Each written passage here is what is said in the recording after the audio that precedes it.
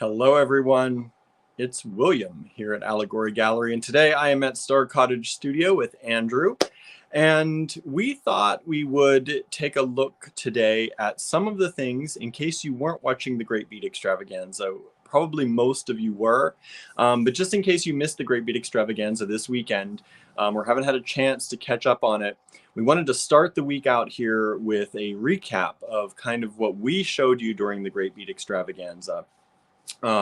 Because our discount code is still working. So you can get 20% off everything right now in the online store. And I think that's a fantastic deal. We don't ever usually go to 20%. We don't ever make it last like a week long. So if there's anything you want in the online store, you can get 20% off. That includes the AG Fine Pewter Line that we just debuted during the Great Bead Extravaganza as well. So be sure to check that out. So we're going to go over the TGBE stuff. We're going to look at some more pieces, and I'm going to re-show you the pieces that we went over in the Great Bead Extravaganza just because we did it so quickly at the very end. We were running out of time. So I want to make sure that we get to show you those pieces in a nice way, in a better way. So I'm going to show you those here, and I also have some more that I'm going to show you. You know, there are close to 200 different designs in our AG Fine Pewter Line. So there's a lot of stuff for everyone. And I'm just going to show you a few of them today. I probably have, probably 10 or 15 from the TGBE and another 10 or 20, 25 more today to show you. But I do hope that you will check out the AG Fine Pewter collection on our website. So you can go to allegorygallery.com. Let me go ahead and throw that up here. allegorygallery.com, and you can check out the Fine Pewter Line there. Hello, Suzanne. Hello, Lorraine. Hello, Marianne. I see your names popping up. Thank you for joining us today. We're back at it. It was a crazy busy weekend, and the week leading up to that was even crazier. It's kind of nice to get back to maybe sort of a normal week. We'll see. We're still loading up the online store with new things for you. Andrew's working on some kits right as we speak that will go into the online store hopefully soon, but definitely before that discount of 20% expires. So if you haven't seen that, you can use discount code TGBE for the Great Bead Extravaganza. Use that in the online store and you'll save 20% off everything that's there. Everything. Andrew's artwork, our enameling pendants, all this new fine pewter, the rings that we debuted for the Great Bead Extravaganza. We're going to take a look at those today and some of the things that Andrew made with them. So it's been insane. It's been insane. And we're still going strong, working on more things to give you better value for your money, as we always like to do. Suzanne says almost at 1,000. We are almost there on YouTube. We have 90 some, I think, to go the last time I checked. Only 90 some more subscribers. So please subscribe to our YouTube if you have not already. We are almost there. And that is the first major step. We have to get the subscribers. Once we have the subscribers, then we need you all to be watching on YouTube. That's very important. Subscribers is the first step. Getting the watch hours then after that. YouTube tracks your watch hours. So that's something else that we probably won't be able to tell you once we hit this, kind of mark. We have to make sure people are watching on YouTube. And they count the number of watch hours, and we have to have a minimum number of watch hours that we need before they will let us monetize. So there's the subscribers and the watch hours. And if we get the 1,000 subscribers, getting the watch hours shouldn't be difficult. We're getting close to that as it is. I think we're about a third of the way there with the number of subscribers we've had already. And that was before we just piled on an extra 200 or 300 more here recently. So if we can get up to that 1,000, getting those watch hours, getting you all to watch on YouTube, shouldn't be that difficult. We hope you'll watch, and we hope you'll like what we have to watch. We're planning some different demos and maybe some shorts on YouTube and a bunch of different things that we want to do. So content is going to start coming out more and more on YouTube once we hit that 1,000 subscriber mark. But we're trying to get there first. That gives us that motivation to say, okay, we've hit this goal. We got to hit the other goal of the watch hours, and let's give some great content out there for that. So that's the plan. That's what is going on. We have, like I said, 90 some subscribers. All that we need to get to our 1,000 subscriber mark. So everyone who has helped us over the Great Bead Extravaganza and over the past few weeks, thank you so much for sharing, for telling your friends, for asking them to subscribe. We could not have done all of this without you, and we really, really do appreciate it. We're almost there, everyone. You know, it's been your support that's pushed us from, we had 600, we're up to 900 some now. So that's all been you helping us out and letting your friends know. So thank you so much. Marianne says, I'm exhausted, so I can't imagine how tired you all must have been. I slept a lot today. And yesterday, actually. We were watching our other presenters in the Great Bead Extravaganza yesterday, but I did sleep. I needed the rest. I definitely needed the rest.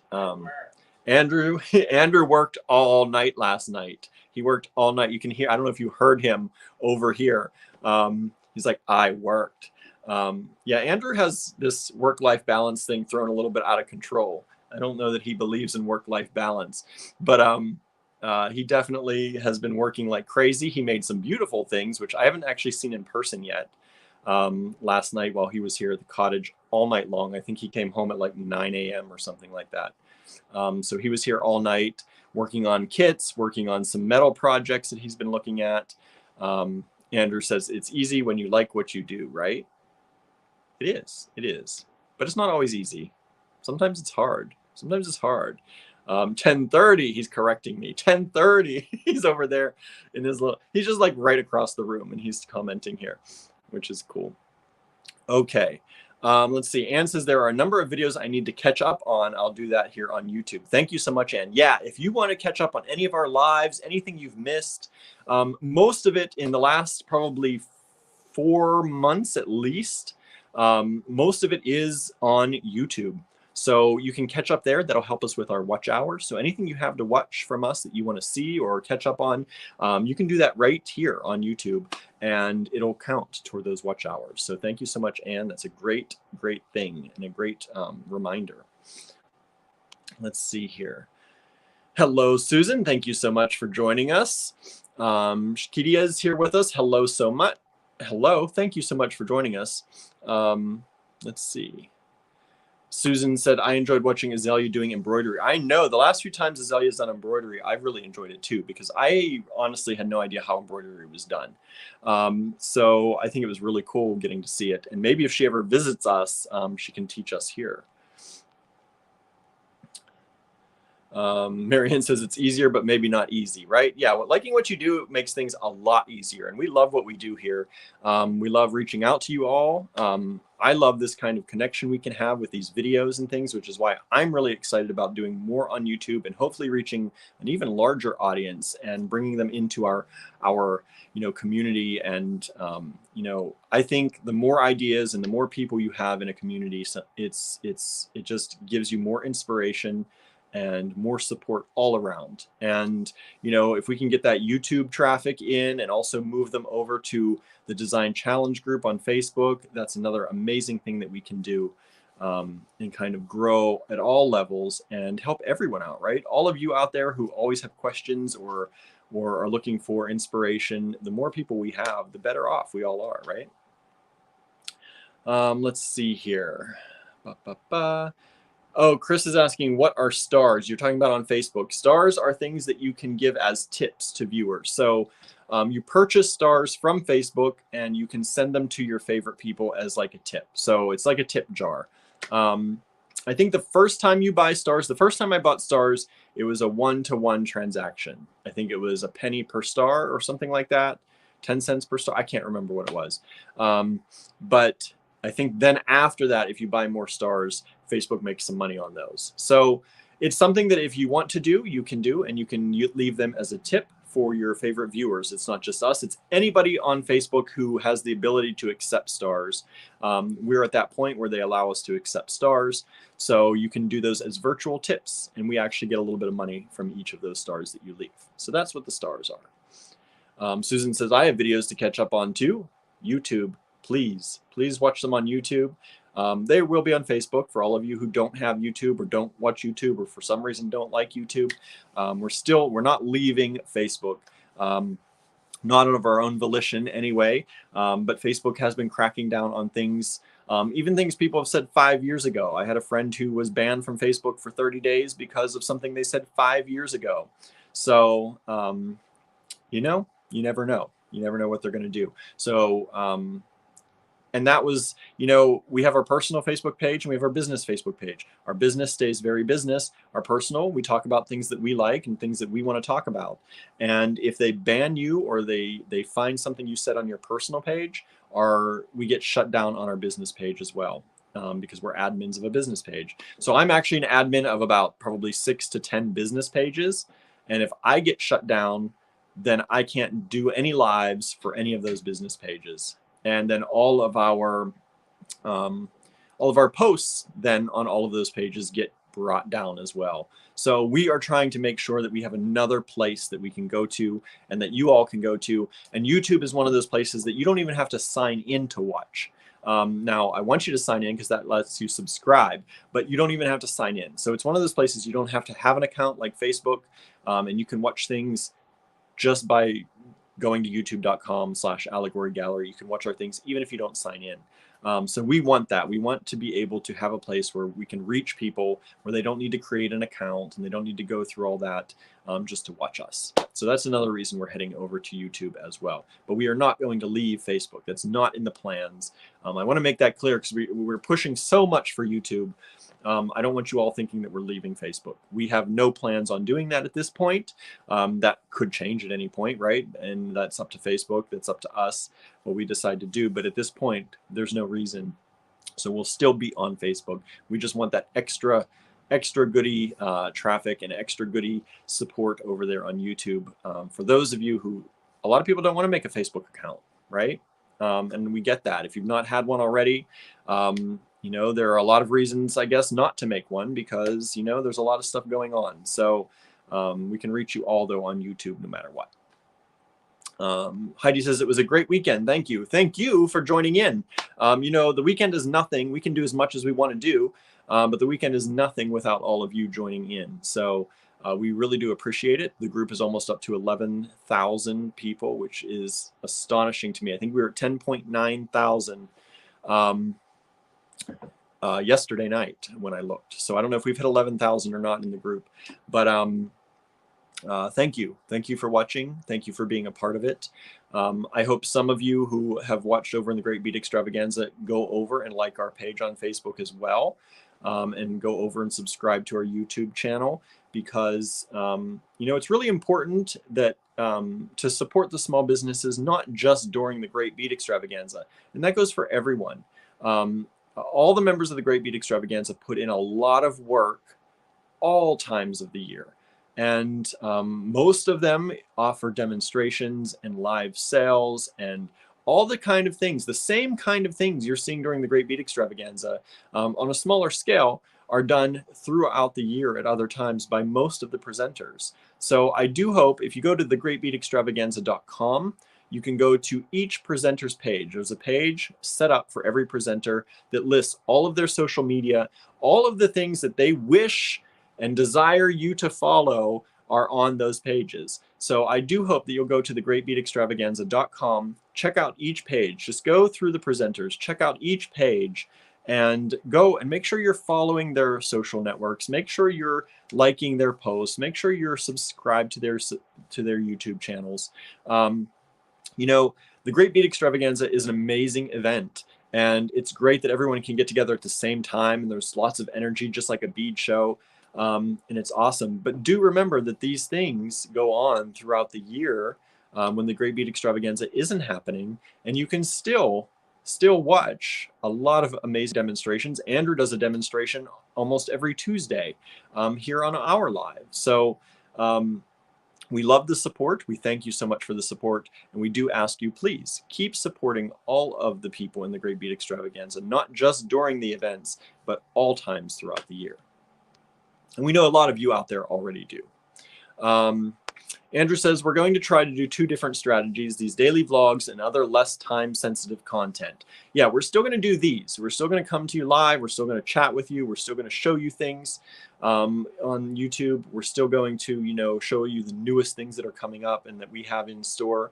But then we're also going to do, we're hoping to get into more tutorials and demos, things that may not be live, that are pre-recorded. They're just things that, you know, especially for people starting out, if you're just starting, we had so many people tell us they're just starting out in the Great Bead Extravaganza, or this is a technique that they don't, you know, really use that much, or they've never really experimented with. So we see the need for beginner content. And so that's what we're going to start at. We're going to start with some beginner content, some things that, you know, just if you need a refresher on something, or if you're just stepping into metalworking or beadworking, things that you might want to know, right? So that's where we're starting with things. Of course, we're still going to do more advanced content, and we're still going to have demos and things like that, but live demos. But we want to really, you know, we want to have, as Andrew said, things that are not time sensitive necessarily, things that, you know, are, what's the word I'm looking for? Things that stay, things that can, evergreen. That's a good word. It's not the one I was thinking, but that's a good one. Evergreen. Things that, you know, no matter when you watch them, if you're a beginner, it doesn't matter. You can watch them and they'll be still as useful then as they were when we made them. So that's what we're getting into.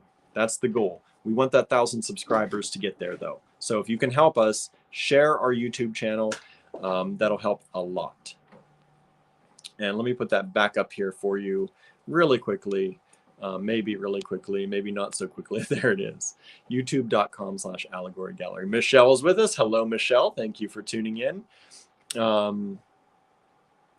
Rana says, you will need to give Azalea her own hour pretty soon.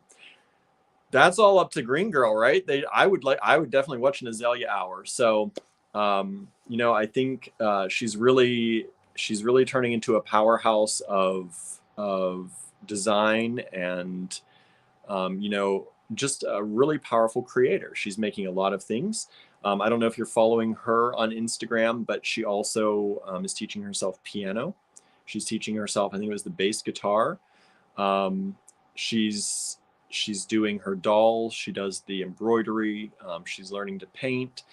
There's so much that she does. And, you know, she's a prime example of what we always try to tell people, is that you have to keep at something, right? You can learn almost anything if you keep at it. She has the patience to do that. I, as a much older person, sometimes lack that patience. But I do believe that anyone can do almost anything as long as they're willing to put the time in to learn. And that's what it really takes. And she is a prime example of that. Yes, her family's creative, and she comes from a very long line of creative people, but she's also doing things that people in her family don't generally do. And she's learning them, and she's doing them really well. So yeah, I would love an Azalea hour as well. Let's see, what else is going on? Sharon is with us. Hello. Hello, June. Thank you for tuning in. Instagram can be weird too, says Susan. Yeah, because Instagram's owned by Facebook, right? Or Meta. They're both owned by Meta. Meta is just the parent company that Facebook created. So Meta owns Facebook and Instagram, which is to say Facebook owns them. And they are tied together. So if you are shut down on Facebook and you're penalized or put in Facebook jail, as people call it, for 30 days, you're in Instagram jail for 30 days as well. A lot of people don't know that. We didn't realize that until it happened to Andrew. They knocked him out of Facebook, and they also reduced his posts on Instagram. They fell way below. Where normally Andrew would get 1,000 views on a video, he was getting 1 or 2. So it really is a severe thing for business owners. So yes, that's one of the reasons we were putting a lot of effort to try and get people over to our Instagram account, and we kind of just stopped that. I mean, you can still go. We hope you subscribe there. We show different things there too, but we were going to put a lot of effort into going live there and all that. And then once we learn this kind of thing, there's no real point. We need to break out into a different company, and YouTube is it for us. Hello, Michelle. Thank you for tuning in. Suzanne says, so much fun and inspiration. The events, they're tons and tons of fun. Vicky says, where does Facebook post the rules that can get someone banned? I have no idea.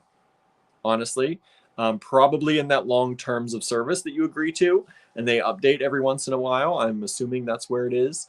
I wish I could point out somewhere easy to go to find it, but I can't. I don't actually know where those are. Probably if you go onto a post and you click the report, probably anything in that report that it could possibly be could pop up, you know. And sometimes it's really sometimes it's a really liberal you know, definition of some of those from what I've seen from our friends. So yeah, but that's a good point. Don't know where those things are. They don't make it easy to know, I think.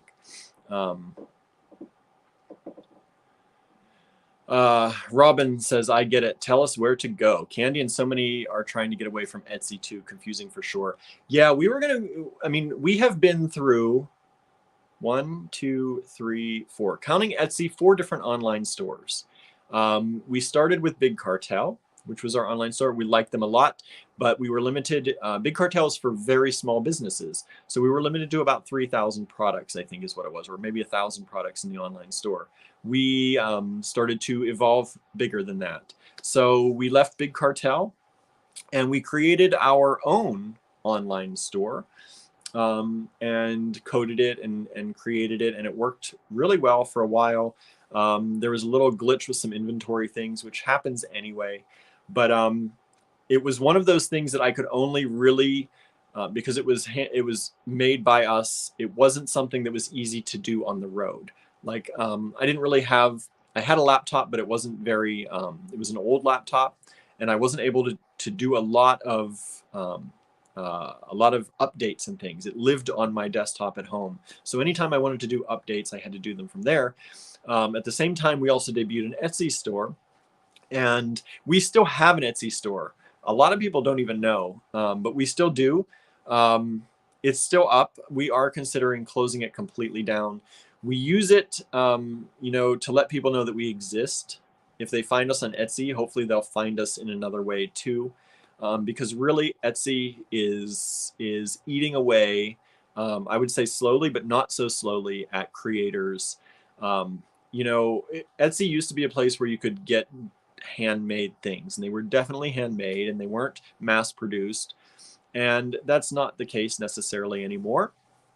And, you know, it's one of those things that if you are, you know, somebody who's producing a lot of things for cheap, and you're having a huge markup on them, the Etsy fees don't bother you, right? But if you're a maker and you're making your own things, or if you're like us and we try to give you the best deal possible, it's not a feasible way to do business. And so if you do not offer free shipping on Etsy, they don't publicize you.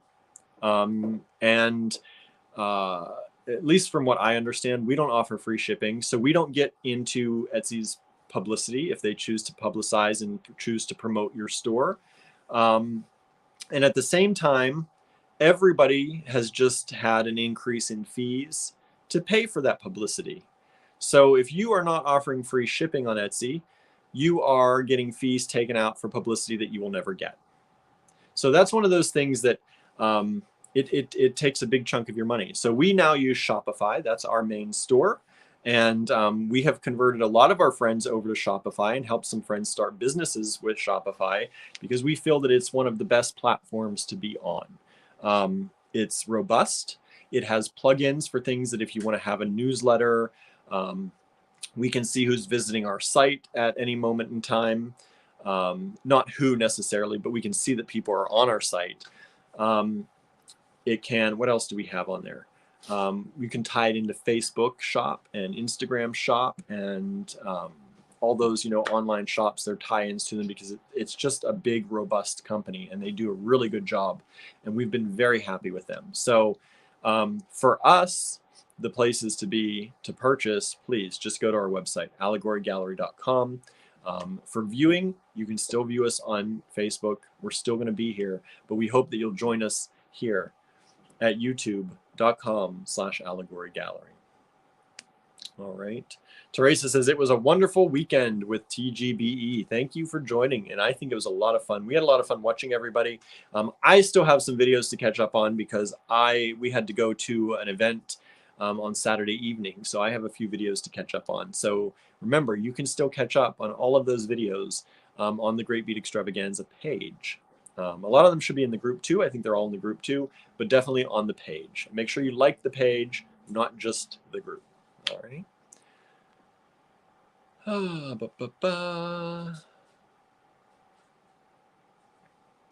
Andrew said we might do a hangout with friends like we did in the olden times. Yeah, we used to hang out with people and just chat, and sometimes we do our kit reveals there and make things on air, and just hang out and make things together. So we might do some things like that if you all like that. We might host those over on YouTube again, because you don't have to have an account to watch. All right. Suzanne says it can be overwhelming when you are starting out. Yes, it can. And I know this from experience because I was not a jewelry maker or had anything to do with the jewelry world or bead world when we started the store. So, it can be overwhelming and it can be a lot. So that's why we want to offer a basic series. Of course, like I said, we'll do more advanced things as well. But we definitely want to get a solid foundation for people who want to learn, who want to come to us and learn, and join in on our community, because I think it's an amazing place, and you all are so supportive and amazing to newcomers, especially the people who are timid and intimidated by it. And we thank you so much for being so kind and offering such good advice, and really encouraging them to continue on. And that's a great part of our group on Facebook. So if you are on Facebook, join the Design Challenge group, Allegory Gallery Design Challenge group on Facebook. Let me see, I think I have a banner for that here somewhere. There it is.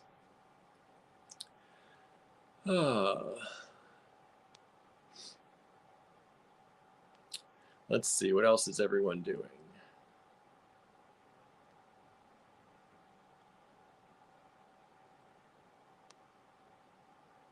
Yeah, Cynthia, just answering about the stars are like a tip jar. It's 100 stars for $1 or something. The idea is help out creators. If a content creator gets 1,000 subscribers on YouTube, they can get a few cents for ads. The money isn't a lot, but it sends a message that the content is useful. Yeah, and it's also money that once we put up a video,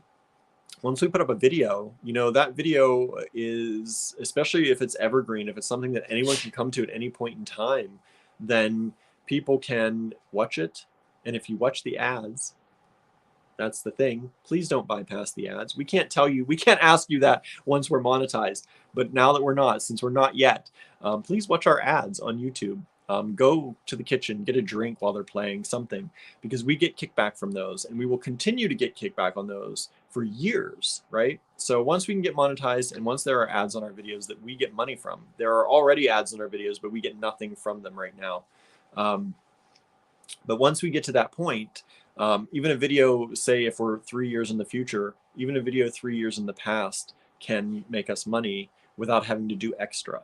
And that's all passive income that allows us to keep making more videos, things that don't outright make us money. We're going to be making tutorials and things that don't actually sell anything.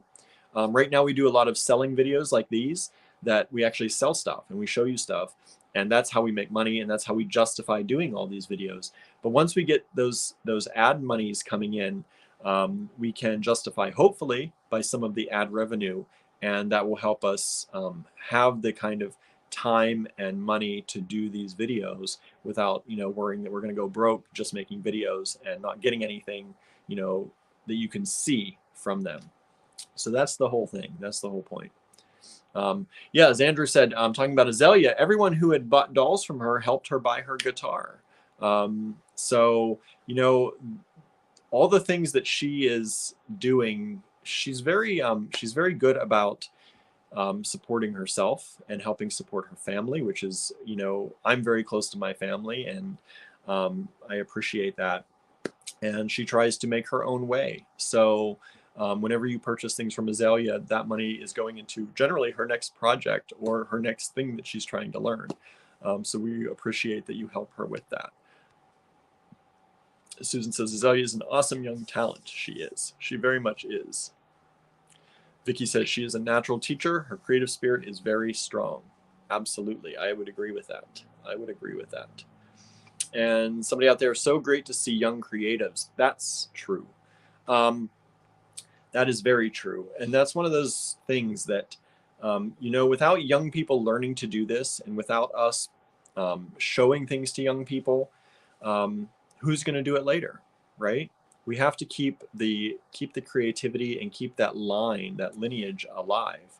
And it's so good when we can see young people doing things like this and really interested in doing things like this.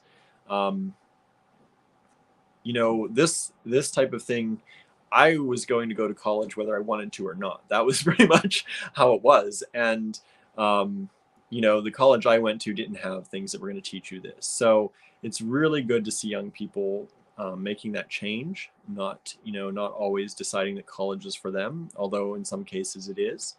But for people who want to be creative and really want to do something with it, it's really great that we have these opportunities like this, these lives and YouTube and Facebook and Instagram and TikTok, where they can do things and they can make money doing these things. And I think, you know, for all that technology can be bad, it's also, I think, going to be, or is, a driving force to allow young people to do things like this and really, really make lives doing the things they love to do instead of doing things that, you know, the typical, you know, the way I used to think and still do in a lot of ways, get a job, make your money, right? So I think that it's a really good thing, and I like to see young people doing more. Azalea is a good teacher. Not everyone can do that. Absolutely. Absolutely. Cynthia says, listen, folks, I don't buy my kids expensive gifts. If they want something, they have to earn it. I grew up this way and I'm fine. I've been criticized by saying I'm not allowing them to be kids. Yeah, you know, growing up, I personally, I'll leave that comment up. We didn't have a lot of money. I was sometimes spoiled by my aunt and my grandparents who had a little bit more, but well, my aunts and uncles, I shouldn't say just one. We were spoiled a little bit sometimes, but growing up, we didn't have a lot of money. We lived in a very small house. My parents actually bought the house. It was supposed to just be a summer cottage. And that summer cottage turned into the place where we grew up. They added one room onto the house, and we had a little shed where we kept, you know, gardening tools and things. And then we built a garage then after that as time went on. But we grew up on about I think about a half an acre in a house that, you know, was not meant for full-time living to begin with. So a lot of any money we made went into improvements to the house or, you know, heating the house, because it wasn't really meant as a place to be in the winter. It was more of a summer, you know, vacation spot. And so my parents did a lot of work did a lot to the house. That's what I'm trying to say. And we didn't have a lot of money growing up. I've talked about, you know, my dad had some issues with alcohol and drugs, and he's doing better now. We're good. We're on good terms, and I'm glad for that. But we didn't have tons. If we wanted something, we worked for it. I started working, I think it was 14, the youngest age you can possibly work. You can only work partial hours here in Pennsylvania at that age, but we would come back from, you know, middle school or high school. We'd be picked up. My mom would pick us up at the end of the day, and we go right out to work for a few hours. So I started working very early, and pretty much anything we wanted at that point, we had to work for. I think it's a good thing. I'm not saying anything about that. I think it's a good thing. We were kids in the definition that, you know, kind of Gen X were kids. We played outside. We had, you know, a baseball and a bat or a football or bikes that we rode around on, and we were allowed to be kids. And it you know, buying kids things necessarily, like our bikes weren't firsthand, they were secondhand bikes. But you don't have to buy your kids a lot, right? And if they want more expensive things, like Cynthia said, can work for them, especially once they get to a certain age, right? And I agree with that. I think it's a good thing. Let's see here.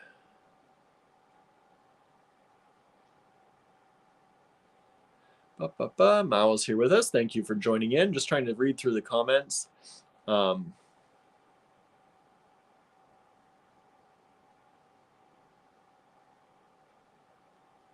Cynthia's talking about like even Azalea's purchased her own iPads and things. She does really good. She does really good work, and she works hard for what she has. Brooke is here from Detroit. Nice. Thank you for joining us. She says, I'm working, so mainly can only listen. Hope everyone is having a great day. So far, we're just talking. We haven't even gotten into showing anything. So you're not missing anything by just listening. Diana's here, having a beautiful day. We had a beautiful day today. It was up in the 60s. It's now dropping back down into the 50s, maybe the 40s and 30s even tonight. Yikes. Cynthia says, the Etsy shop is very easy to use, but if you look at their take in the stats, it makes you wonder how they justify the fees, right? And that's the thing. When, like I said, if you are just, producing tons of stuff for cheap and trying to sell it off, and you can hike up the price, that's okay. You can do that, and you can give away those fees. But if you're a maker who's trying to give everyone a good deal and be fair with your pricing, it's really, really hard. And I actually don't find Etsy that easy to use. They have an insane amount of questions and things that you have to plug in and fill in to make a listing, which I think is crazy, honestly. So we stopped adding anything new to our Etsy. The things that are in there are still in there. I'm very bad about it, kind of just letting it go, but they're still getting money from us. Every time a product renews, you have to pay them to let it renew, because I don't know if you know this, but when we put something in Shopify, it's there. We don't have to pay to list it. We don't have to pay to renew it after a certain amount of time. On Etsy, you do. On Etsy, you pay an amount to actually, not just the fees that when somebody buys something you pay, but you actually just pay whether somebody buys something or not, just to list your item. So you pay to list your item, and after 2 or 3 months or something, if it doesn't sell, they charge you again to relist that item, even though they have to do no extra work for it. And yes, Shopify has a monthly fee, but it's much less, especially if you're adding a lot of stuff to the store. If we added all the stuff that we have to Etsy and had to pay listing fees, we would pay much more than we are paying per month on Shopify. So yeah, it's a little bit crazy. Heidi says to Cynthia, that's great parenting. Don't worry what other people think. I agree. Cynthia says, we are switching to Shopify. Yeah, I'm waiting for it. I've been waiting.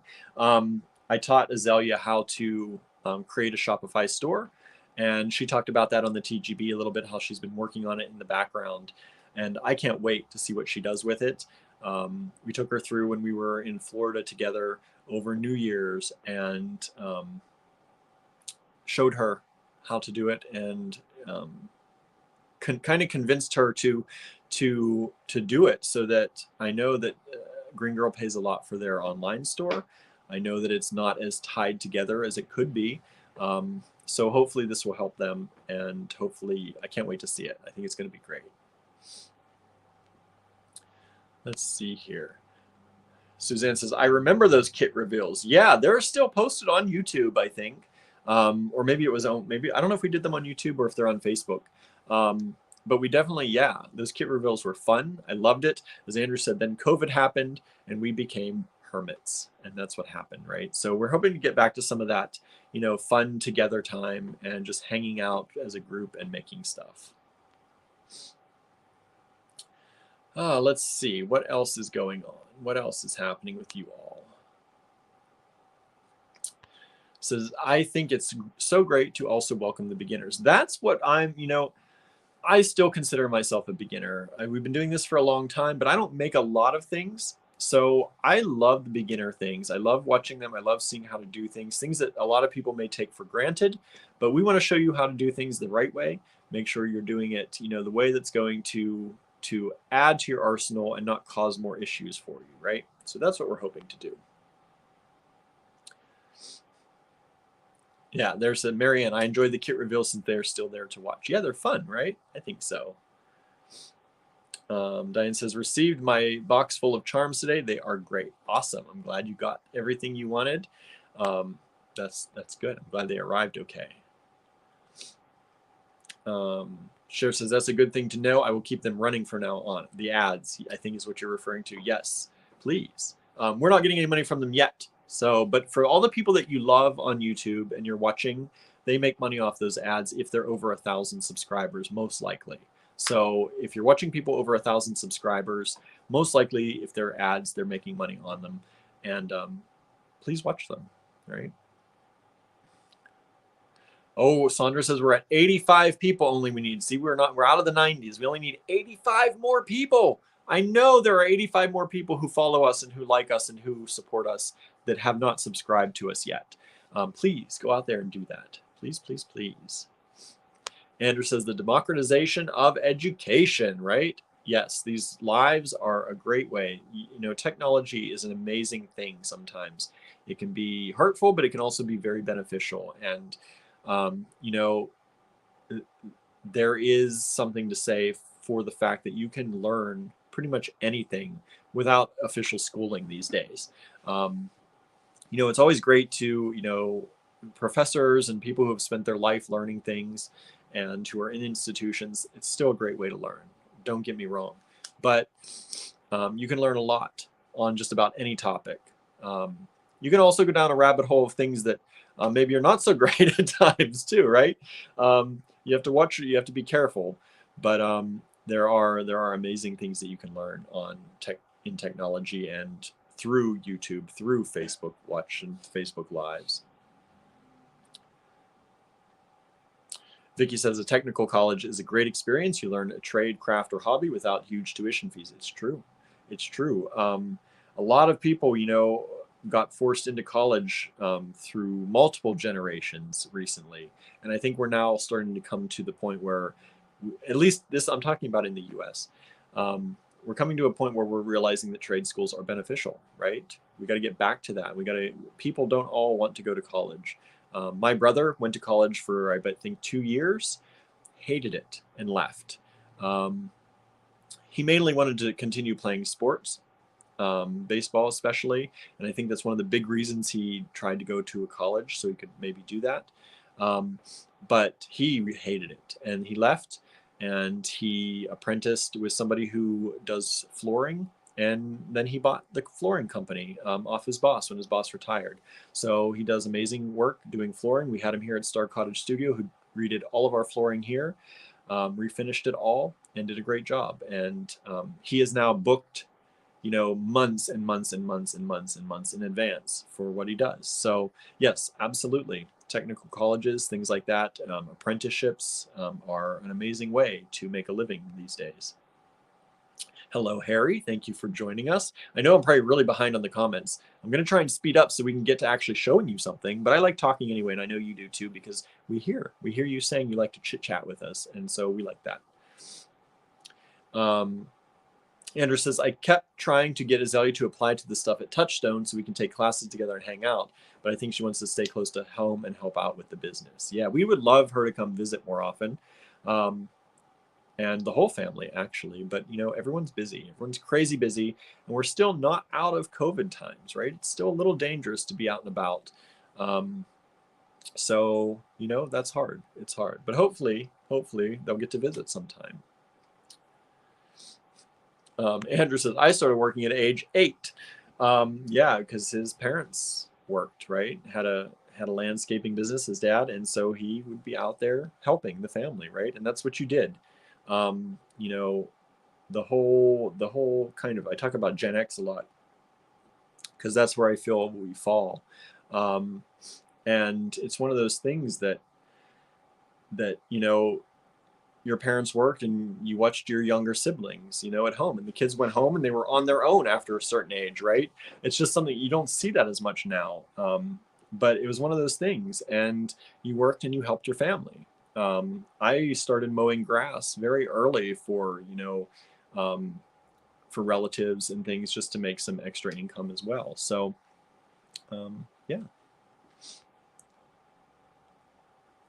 Marion says, I had to work for the extra things I wanted to, and I know I had a great childhood. So to criticism, right? Exactly.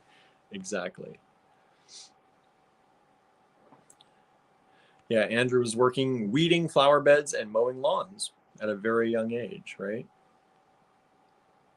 Michelle says, it's 14 years in California too. I got a job at the same age. Yeah, I had an actual job at 14. Like, I went to work.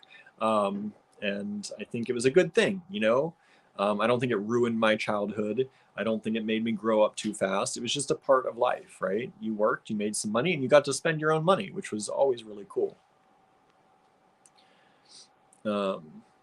Donna says, we had to weed, pick, and can things from the garden. We also helped with the housework. Absolutely. Heidi fed farm animals. There you go. Andrew says, my dad has a landscaping company we all had to help with. At the time, it was hard, but now I think it instilled a good work ethic, right? Oh, Susan says, Society 6 has been advertising on TV. That's interesting. But yeah, you can go to Andrew's Society 6 page and buy some stuff if you want to support us that way too. Diane says, I hate Etsy. It's a hard thing, right? There's a lot of questions to fill out just to make a listing. There's a lot of stuff you got to do. And as soon as you hit submit and you think you're done, another red flag pops up and says you didn't answer this question or you didn't fill out this. It's hard. It's hard. Andrew says, I'd love to make enough money to help my parents and make it a little easier for them. They're on a fixed income, so they've never actually visited us or the store yet. Yeah, in the 10 or 11, almost 11 years we've had the store, they've never been able to come up and visit. So, you know, it's hard. And my mom is planning on retiring this year. She will be on a fixed income. She may be looking at some side jobs and things. She's not somebody to, you know, retire and do nothing. Not that she would. She has about 3 acres that she has a lot of plants and flowers and things on. But she can help us. We keep her busy. Andrew said she can help us. She's going to keep us, or we'll keep her busy with bookkeeping. She's a bookkeeper. So that might be the thing. But, you know, she is going to be on a fixed income. And if something does happen, we would also like to have, you know, the extra income and make enough here at the store to be able to help if her refrigerator breaks or something. You know, you never know what's going to happen. And it's hard when you're on a fixed income. So, yeah. Cynthia says, Zelia has been adding things to Shopify, but there's a ton of stuff to add. Yeah, you all have a ton of stuff. But I say just release it now. Andrew says just release it now, but I get it. You want to have things on there. I don't know how much she has done already. I've not seen it, but if the majority of the stuff's on there, you can release it and start using it and just keep adding as you go. Done is better than perfect. Andrew says done is better than perfect, but I also know if she only has like 15 of like hundreds of things, then you can't release it, right? Punch fear in the face. What? Punch fear in the face. Punch fear in the face. Andrew's shouting from the other side of the room. Hurry up though, because I need to get my project done. What? He's hurrying me now. I'm just trying to get through comments. Okay. Hurry. I'm reading your comment now. Okay. He says, when my mom found out about us doing the pewter buyout, she sent us a bunch of jewelry to sell to help us raise money. We'll be showing them off soon. I think we'll split the money so they can have money too.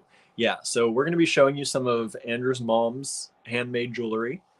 And if you like it, we'll have it up for purchase, or you can purchase through email. I'm not sure how we'll do it, but we'll make sure that, you know, we're going to give her a kickback too, because I think that's only right.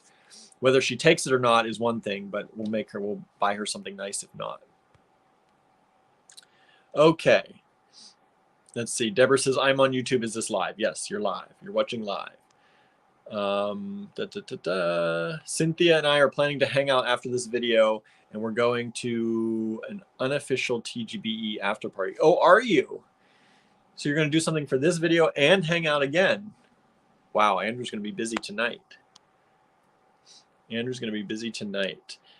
Okay, so I'm going to scroll through here. I know I'm really behind on comments. Andrew said, I sat on an advisory committee for the comprehensive plan for our county. And one of the problems they're facing now is that there simply isn't enough skilled workers. So oftentimes the bids for new businesses relocating here get passed over. So yeah, we need those skilled workers, right? Suzanne says, didn't Pennsylvania reinstate masks today? Possibly. I have not seen the news yet. We've been heads down doing things all day long, so that's possible.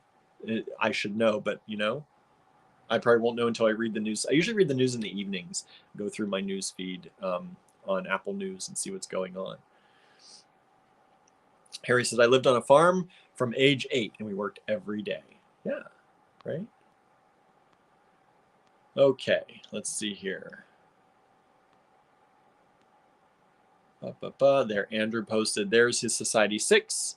If you'd like to go there, you can and check it out. Okay, so I'm at the end. Andrew's hurrying me along. So I'm going to show you a recap of the things we released during the TGBE quickly, and then I'm going to show you pieces from our pewter line. All right, so let's go ahead. I'm going to sink this down. You're going to see the ceiling for just a moment or two, however long a moment is. There we are. There's our plywood desktop. How about that for fancy? It works, right? It works. So, and this chair, does this chair go up anymore, or am I at the highest level? Oh, there it goes up more. All right, now I can see. I'm also going to hit the stand here. Okay, let's see. Starting out, during the Great Bead Extravaganza, we released these. These are acrylic, and we have one wood ring available. The wood is good for things that you're not going to have a lot of tension on, because the wood, huh? Fibers. Andrew says fibers. Good for fibers because it's more brittle, right?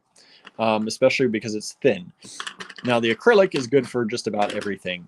And if you didn't see these, Andrew made an assortment of things that you can do with these rings. And these are listed under the acrylic pendants in our online store. Let me clear these because it's a little bit busy. So Andrew did a lot of bead weaving on these. And you can make beautiful pendants. I show how to do that in the video. This is the one Andrew showed how to do in the TGBE video. So if you want to rewatch that video, you can take a look at how he made these. The blue, green, and this one. One is the one that one is the one we worked on together. That's the one Andrew said he worked on together. He has to tell me this because I missed the first part while we were still doing things for the video, getting ready for the video. That one looks a little bit wonky because... Which one? This This one? The one you did? Right. Uh-huh. Because I only had enough time to do half of the wheel, and then I had to go back and fill it in. Did y'all hear that, everyone? I don't know if you can hear what he's saying.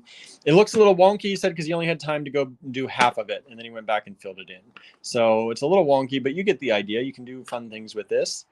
No, Karen, we do not sell a white one. We do not have white acrylic. We're doing the spring colors right now, but we do have a black one. We do have a black one. We might have a white one. We could maybe have a white one, Andrew's saying, but we have to look into our stock of acrylic to see. If we release a white one, we'll post about it on our Facebook page. And so here's another one he did for the preview night. This is just a quick, he whipped this up quick for a preview night just to give you an example. You can use wire. He also did this one using wire and some crystal. And of course, that Czech Glass flower, which is the trend in the TGBE. We've decided that's the trend, Czech Glass flowers and Czech Glass leaves. All right.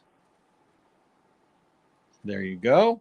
And then he did this one. So this is using the black acrylic he did on the outside and on the inside.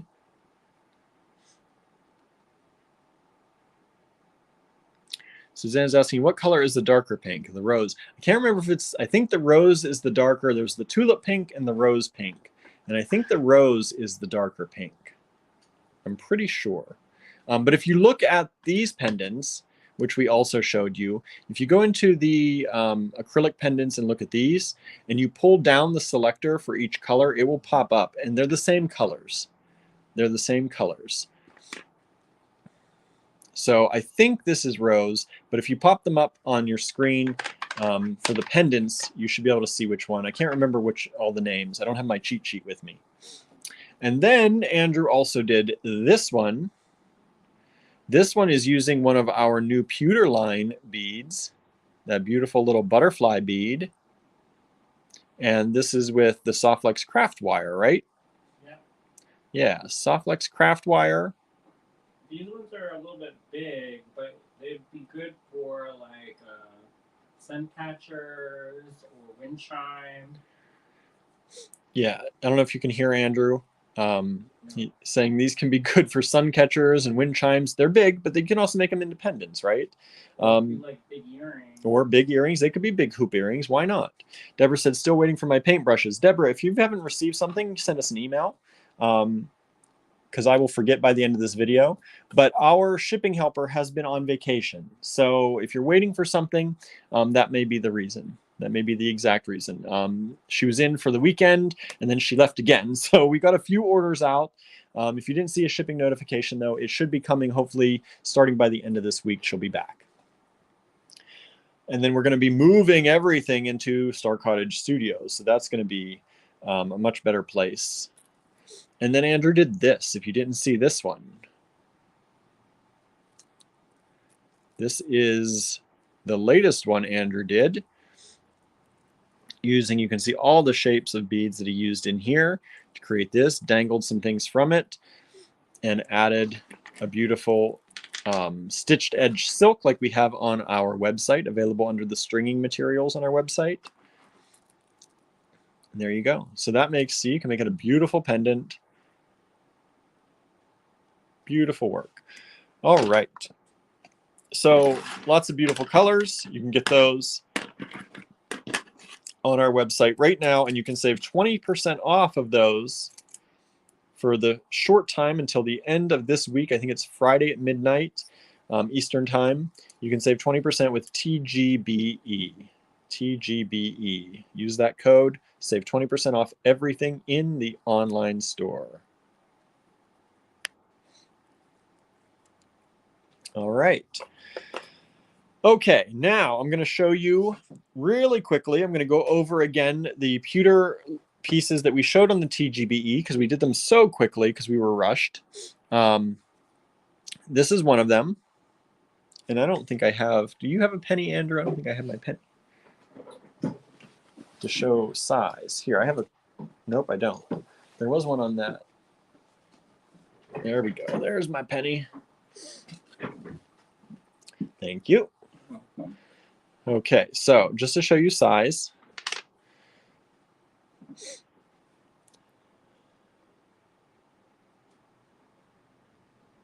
So this is one of the crosses. There are multiple crosses in the online store under the AG Fine Pewter Line.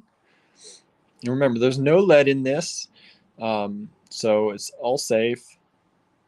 And so that's one of the pieces. We have these lots. I'm going to show you more toggles today because the toggles are really beautiful.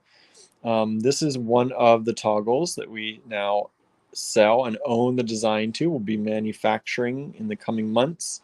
But we have a lot of stock in stock right now that we're selling. If you did purchase any of this over the TGBE, as I said before, our helper has been on vacation. So it may take a little while, but that just means that if you order more, we'll be able to combine orders easily for you and refund any shipping overages. All right.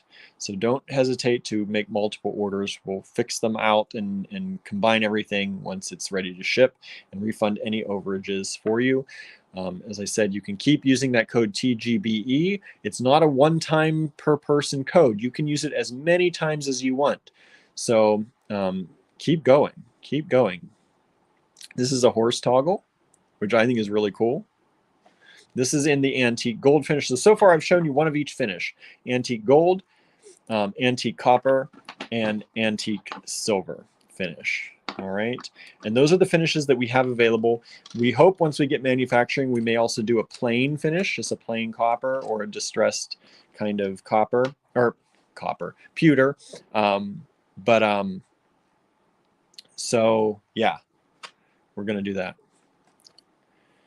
And let's see here. We have this one.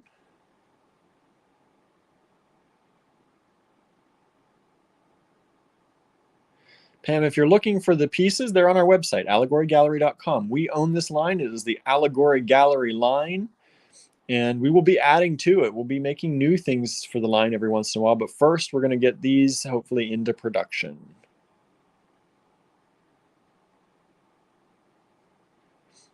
And most of these pieces come in each of these colors. Some of them were sold out of, but most of them will come in each of these three colors or finishes. Yeah, this one is kind of like a lantern, right? This is a heavy bead. This has some weight to it right here. This has some weight to it. I like this little starfish. Remember, it comes in the antique silver, antique gold, and antique copper.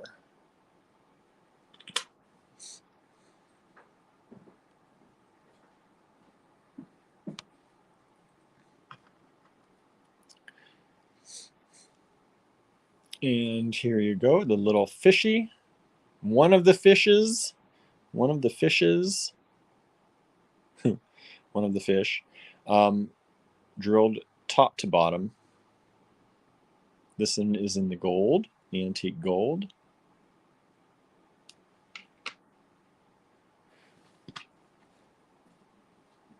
Here is the guitar. I think there are two different guitars. I'm pretty sure. This is one of them. I know, right? Zelia needs one, Andrew said. Here's the key. Susanna says that antique copper is special. It is. I like the antique copper a lot. I love the. For those of you who don't like silver or gold, or like one or the other, the copper is a really good other color for you. The guitars would make cute earrings. You're right, Donna.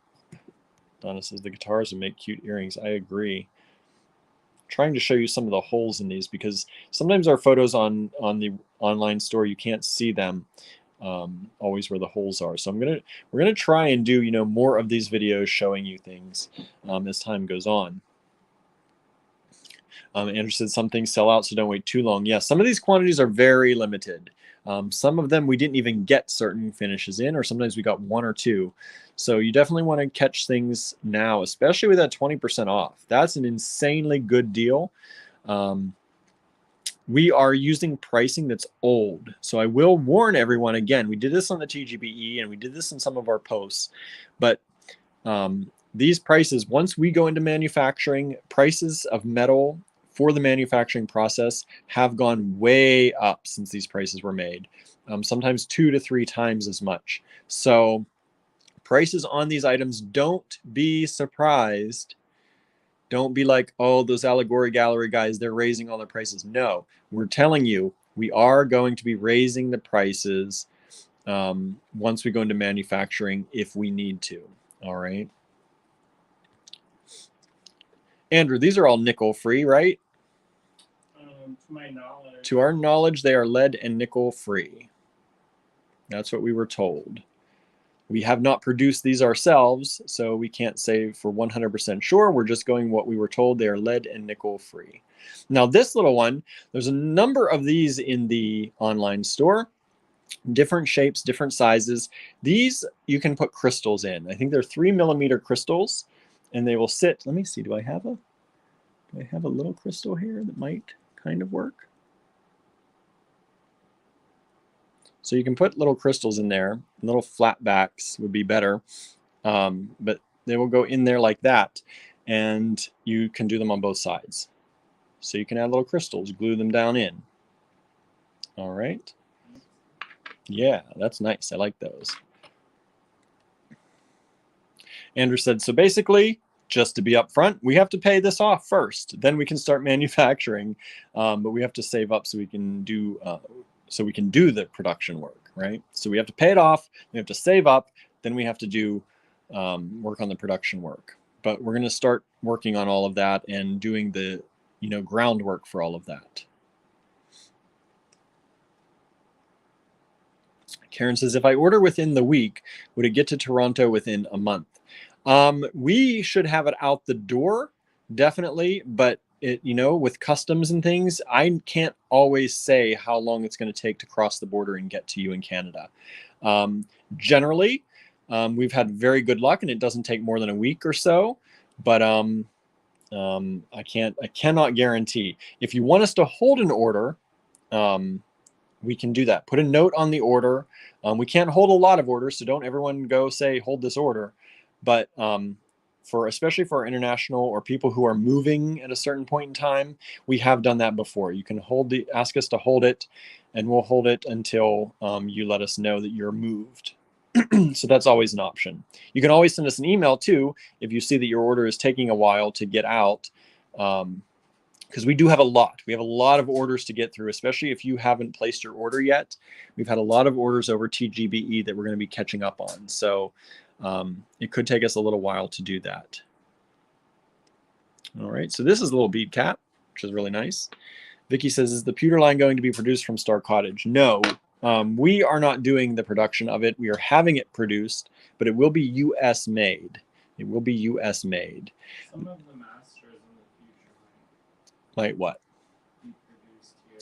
Oh, Andrew said, oh yeah, some of the masters in the future, when we make new things, those masters will be produced from here. Andrew will be making them, but the actual pieces will be produced by someone else but still in the U.S. Still in the U.S. This one and this one. These are just two examples of these wonderful little kind of bead rings. And they have holes in them, so you can kind of do the same thing that you can do with these, right? You can string them, you can suspend things in the center. I think Andrew maybe, was it this one? That one doesn't fit. I don't know if I have one that fits. But anyway, you can take and you can suspend beads through here using the holes on the side.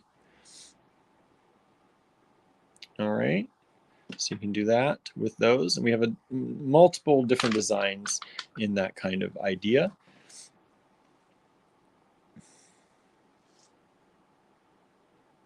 This one is really pretty. I like this one a lot. The sun and the moon in this tree, or the sun in the tree. I think it's the moon in the tree on our online store. Tree and the moon. We also have a number of different bales. And these are all available in the online store.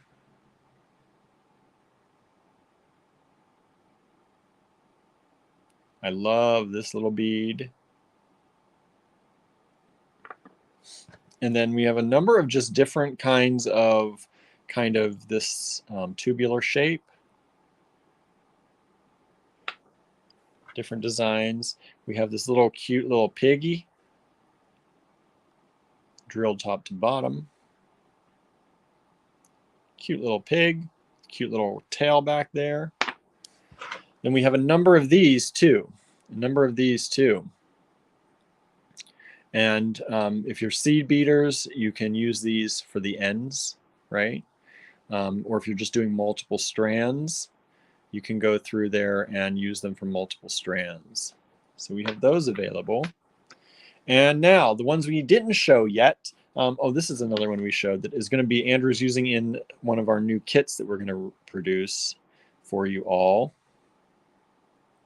These are kind of love birds, two little birds in a heart shape. So we have those in each finish, or did at least. I don't know if they've sold out or not. In the 3 finishes, right? Each finish. And we have the Dragonfly beads. The Dragonfly beads, which are being shown a lot. I think they're one of the first ones we posted about. This is the silver variety. And these sit a little bit that way, diagonally, right? That's top and bottom there. So we have those in each finish. We have these lovely nautilus shell beads. The hole goes through it that way. I really, I'm not a gold person, but I love this gold finish, this antique gold finish. And here is the moon. And the hole goes sideways on that one. Okay. Julie says, this is such a gorgeous collection. Thank you so much, Julie. I hope you love it. I hope everyone loves it. We're investing a lot of money into it. We'll be investing even more into it once we purchase it and decide to go into manufacturing it. So we hope that people love this and continue to buy it. And please help us spread the news that we have this. Help us sell this so we can keep things going.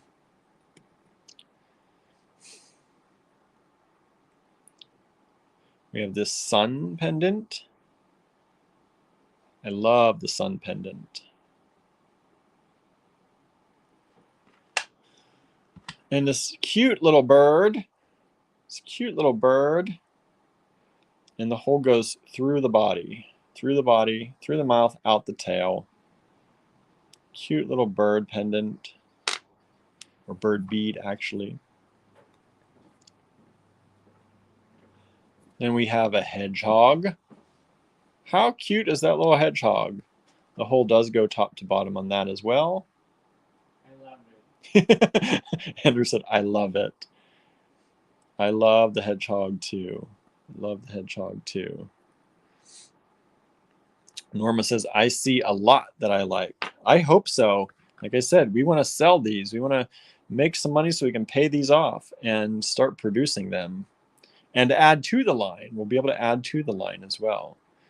So hard to choose which ones I want, says Marianne. We'll get them now while they're 20% off, because that's an amazing deal.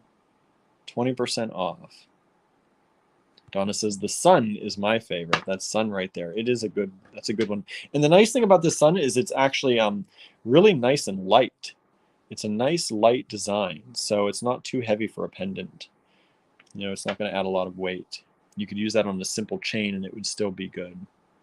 Marianne says, bought the sun in all 3 finishes. Thank you so much. Michelle says, very nice collection. Now, these are one of the African-inspired beads, which I love these. We have this one, and we have this one. I wanted to pull a few of these to show you because these have been popular. And we have this one. These are the 3 finishes too. This is a pretty large hole. You could get some leather in there. Most of the holes in these are about 2 millimeter holes. Some are smaller, some are, it's going to vary, but a lot of them are around the 2 millimeter mark. When I look at these on the site, most of them say antique copper. You got to use the pull down, Julie. Click where it says antique copper. There's a pull down to select the other colors. You can select any of the other colors. If they are out of stock, it will tell you then below. It'll allow you to choose the color or the finish, and then it will tell you if it's out of stock or if you can add it to the cart. So antique copper, the plain is in there, but the plain is the plain is totally out of stock on everything because we haven't produced that yet. But antique copper is probably just the first alphabetically out of antique gold and antique silver. So it probably pops up first, and plain. So you can select the pull down list and select the other colors. There's a little chicken. I like the chicken. I just noticed the chicken today. This is a fun fish. I don't know if that's like a piranha. I don't know what kind of fish that is, but I like it. Hole goes top to bottom. I like it a lot. It has that little wide mouth. Donna says, I'm going to make earrings out of the copper suns I ordered. Nice. I love copper. Me too. It's one of my favorites. Great details on these beautiful beads, says Susan. Thank you, Susan.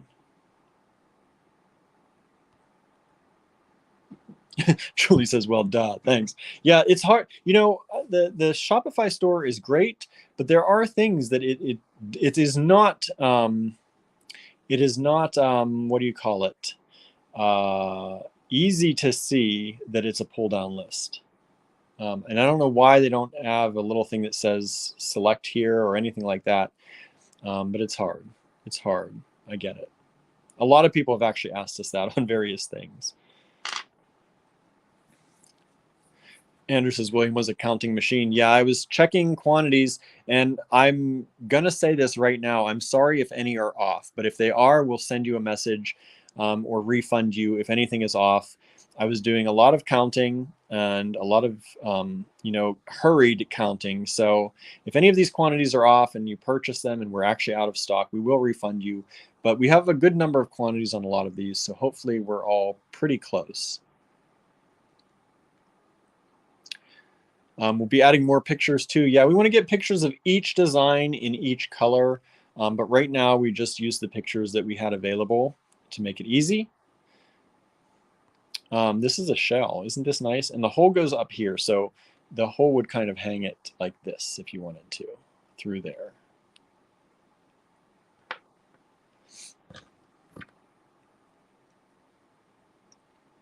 Yeah, we wanted to debut as much this past weekend as possible for the TGBE, so we just threw out the pictures we had.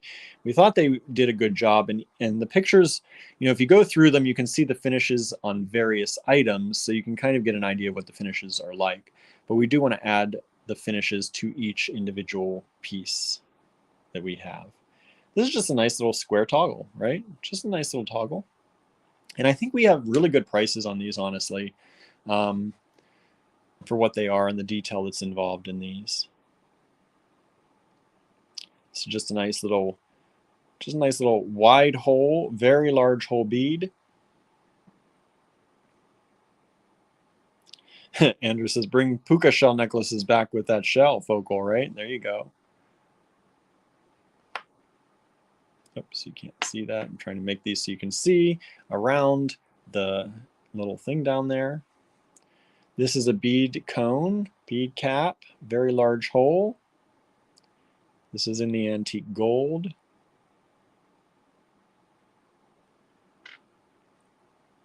And then we have the big bead cone.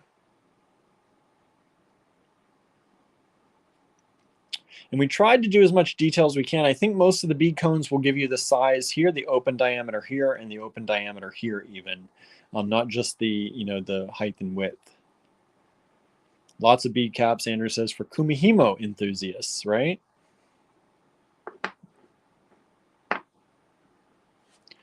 And this is so simple. This is so simple, but I love it. These kind of like little petal designs, and the hole goes through up here. So you can hang these together and get this little nice little design if you hang them side by side. Karen says they're really substantial looking. They are. They're very nice. They're solid pieces, very well made. And remember, I'm saying this, these are things that we bought inventory in. We're not going to sell them to you unless we like them and we think they're quality. And we did not have these produced, but we do plan to have these produced in the future.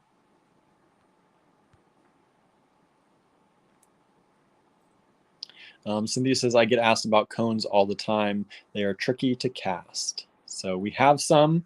Hopefully we'll continue to have some as time goes on.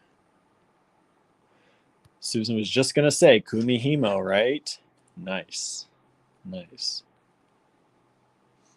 I love this toggle. I don't know what quite this is. Is it a leaf kind of design? I don't know, but I love it. I think it's nice and funky and a little bit cool. Not something you see very often.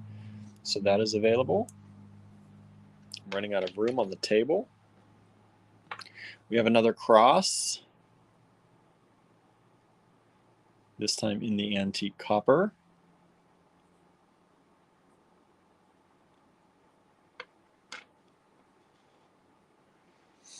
And this beautiful little floral toggle. in the antique copper. We have this, I think, in all 3 finishes still. And the one that people have been talking about since I posted today a lot is this cicada toggle.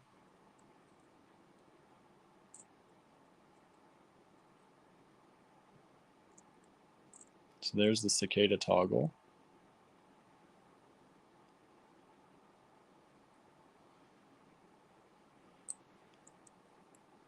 Andrew said this cross would be great for faux enamel, this one.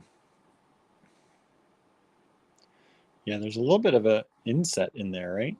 You got a little bit of an inset. You can put something in there. And then the one that everybody has been going crazy for, and the last one I'm going to show you today, is the owl toggle. The owl toggle. So there you go. That's the owl toggle. I love this one. To me, it's bigger than it looked in the pictures, which I love because there's so much beautiful detail in it. That's the owl toggle. And I think we have the owl and the cicada in all 3 finishes as well still. All right. So that's it for me. And I believe Andrew are you going to come over here and do your? Okay, so I'm going to step away. And Andrew is going to come over and join us and do some kind of demonstration using some of our pewter. So I'm going to start moving this a little bit out of the way for him. First, get these toggles out of the way so that we don't mix up the toggle piece.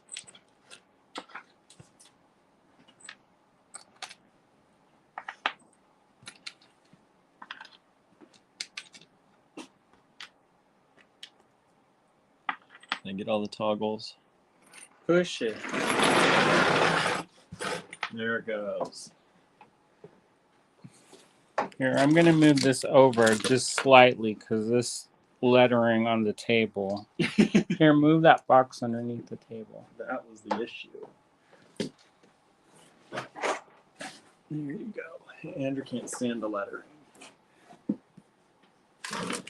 All right. Hello, everyone. Hello, Andrew. Who's ready? I'm ready. William's ready. Are you ready? You know what you have to do. You have to smash that like button, smash that heart button. I don't know what you do on YouTube. Maybe that thumbs up. Notifications on. That way I know you are actually watching. Otherwise, I'm going to go back to sleep. Well, speaking of sleep and no sleep, I'll show you what I worked on last night real quick. And I thought it would be fun to do that. Who had fun during the GBE? I did. Me. So I made this. The first one I made was this one.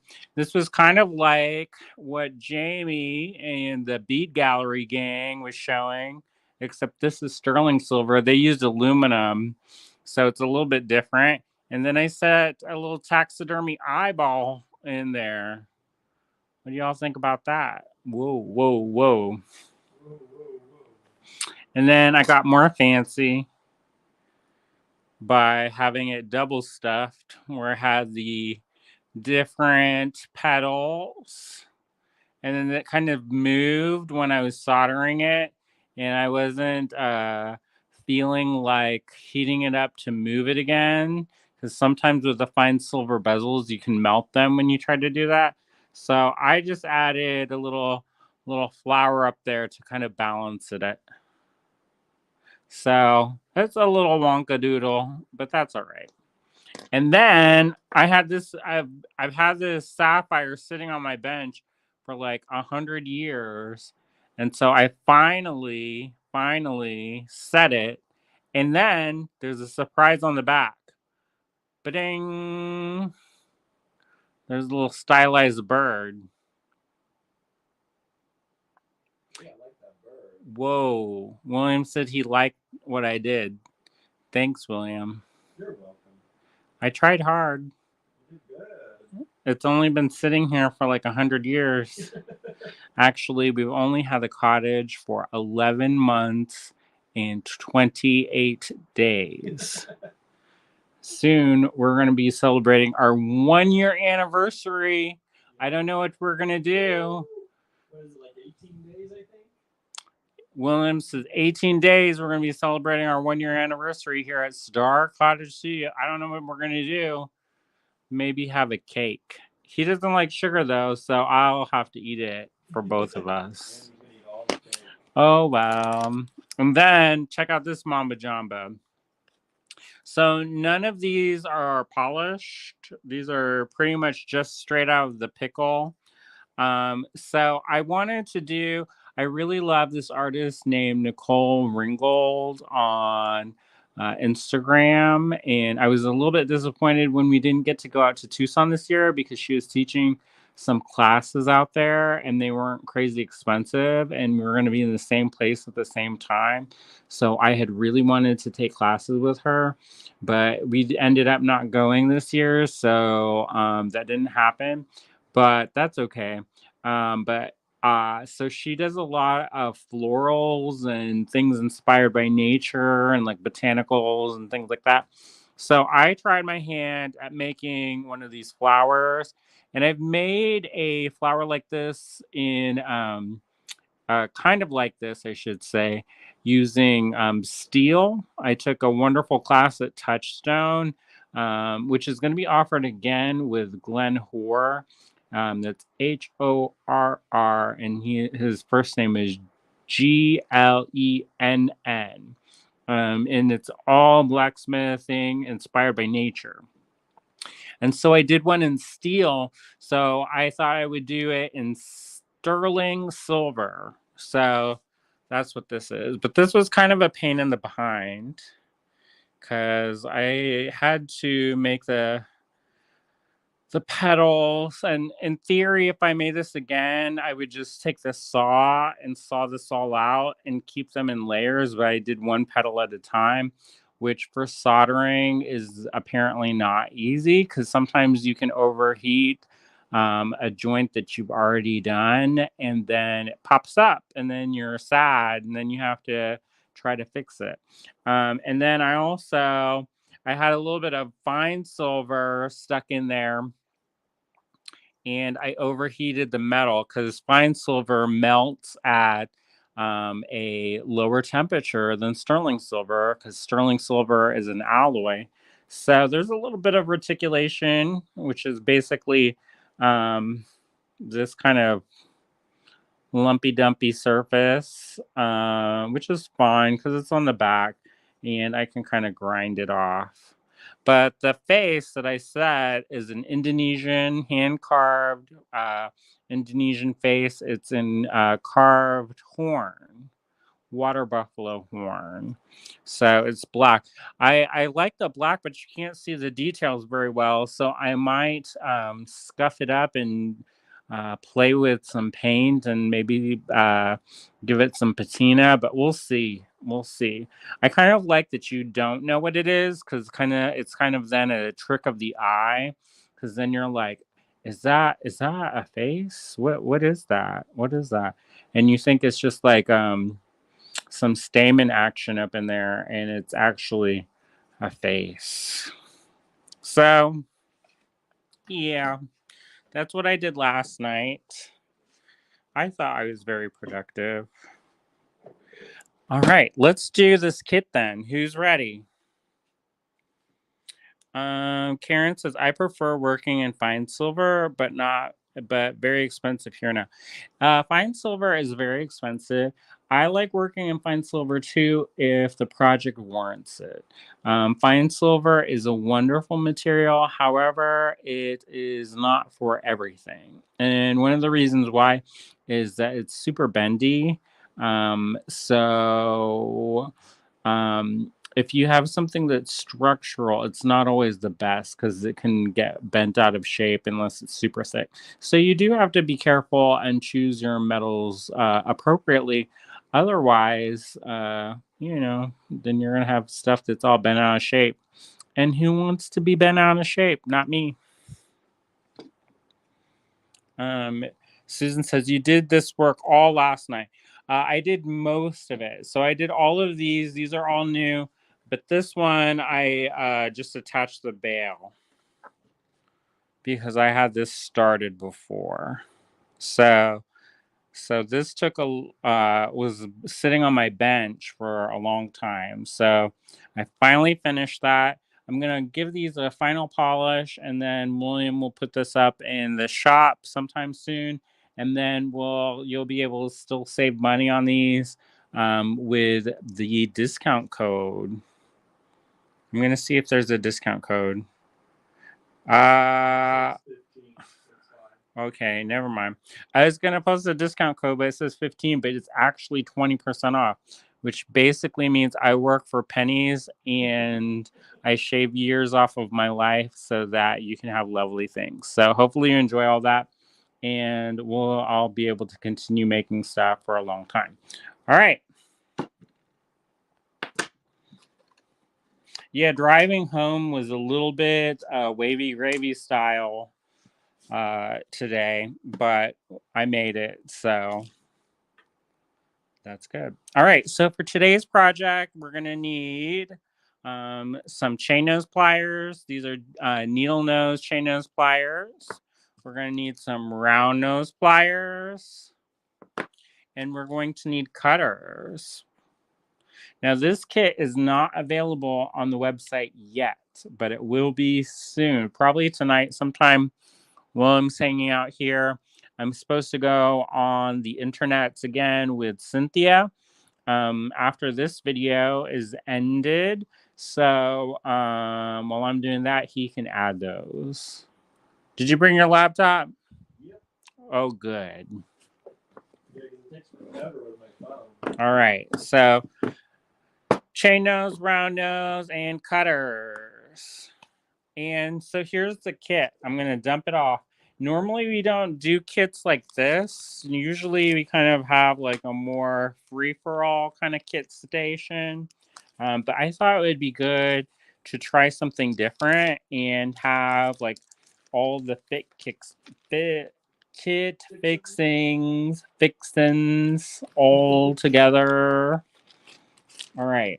So, what you get in this kit? You get some bronze wire. This is 22 gauge bronze wire.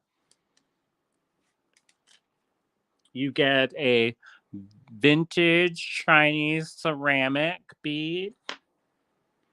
You get some Czech glass flowers, of course, because they're trending right now. So, who doesn't want to make fashion forward creations? Even if you're not into fashion, I think it's always cool to look at the trend reports. I actually love looking at the Pantone reports. And one of the reasons why I love the Pantone reports is because they, it's not just about, what is like popular at the moment. They look at things like current events. They look at kind of the gestalt of what's going on in the world and figuring out, the symbolism and the cultural significance of the colors that they're working with, but they're also in partnership with manufacturers. So if you create certain things, then those things then can be, will coordinate better with whatever is being offered right now. So last year's colors of the year was a yellow and a gray. And this year's color is a very periwinkle, kind of purplish bluish color. And one of the things I've noticed, people, they're like, well, that was the 2001 or 2021 color of the year. So that's over, that's done with. But what you'll notice is that whenever you have these trend reports, is that they have a little bit of life into them because they have to be disseminated. So while those trends might be popping in New York fashion, Milan fashion, Paris, and all that, and it takes a while for those manufacturers to then distribute those things. So, or distribute or make and then distribute those things. So sometimes those colors of the year, you'll see them lasting for several years. So for example, like the Beekman boys, they're still rocking the yellow and gray, you know. You'd think that since they're like really into the design world and they're into like the, you know, like the trend of the moment thing, that they would move their color to Berry Perry. Well, guess what? They're still rocking that yellow and gray. And so those colors kind of have a longevity. And I know that sometimes people want to create things that are timeless and they don't really care about what's going on in the world. However, I feel like if you are a participant in the maker space, which is now, and you know you're not in a bubble. So sometimes people are like, I don't like trends, I'm just going to do my own thing. Well, the thing is we're constantly being bombarded with images, words, and all these different things. And so even if you're like super anti trends, those things tend to have a way to filter in your brain. And it's not a bad thing. It's not a bad thing. All right. So this kit also includes one of our new pewter lovebird heart focal. I thought about making an earring kit of these because I think they're really cute. But then I was like, but I want to do a necklace because necklace looks nice. And then you also get chain. I dug in my private stash of chain. So this is the chain you'll get. It's kind of an antique brass color. And then you'll also get this handy dandy oval jump ring. And you even get a head pin. What? Who are we? I'm like the other people now. I don't know what happened. Who am I? Where am I? Well, this is a kit that I'm going to be working with. That's going to premiere tonight sometime. And I hope you all will enjoy this. It's a really fast project. It's really a quick, easy project. And it's a good one if you don't know specific sizes. So if you're making gifts or you're making stuff for a retail space and you don't know like the clientele, this is really great because then you don't need a clasp. You don't have to measure things. You don't have to have a custom size that just slips right over the head. Easy peasy, one and done. You will be a superstar success if you make this design. And I'm gonna say this now. I'm promising all these things, and you can, I don't know, take it for what it's worth. Maybe, I don't know, whatever. Anyways, so yeah. So let's get started. So one of the first things that I like to do is to lay out my chain, and I may have to zoom up so you get a fuller picture. All right, so I lay out my chain, and that helps me determine where things are going to go. Now, one of the things that I like to do is I know that since this is going to be going over the head, you're not going to really see the beads in the back. Everything's going to be weighted to the front. Sometimes with certain designs, you want all of the beads to go all the way around, because if the necklace twists or spins or rotates or whatever, then you can see the goodie in the back like you see the goodie in the front, right? But if you know that you're not going to see the back, then why waste the beads? Like, and the other thing is that it also, you want to make this comfortable for the wearer. So I've got this chain, and we're mostly going to leave the chain untouched up here. So for our focal, I'm going to do my focal kind of in the middle so that you can actually see it on the camera. But so I've got this, and then I've got this, and then this will go here, and this will be used here, and then I've got these. Now the Czech Glass, these ones, they're a little bit, they have all different kind of colors in them. So yours may look slightly different, but they're from the same strand. But it is a mixed strand, but they do have that similar gold luster to them, which I think is nice because it kind of blends in to the overall kind of golden tones of this. But so we'll have this be our focal, this area here. And then what I do is I kind of lay things out. So I like asymmetrical designs. So I've got these, and then I know that this is going to go here. So I'm going to want to put this over here, and maybe put this over here, and then put that there. All right.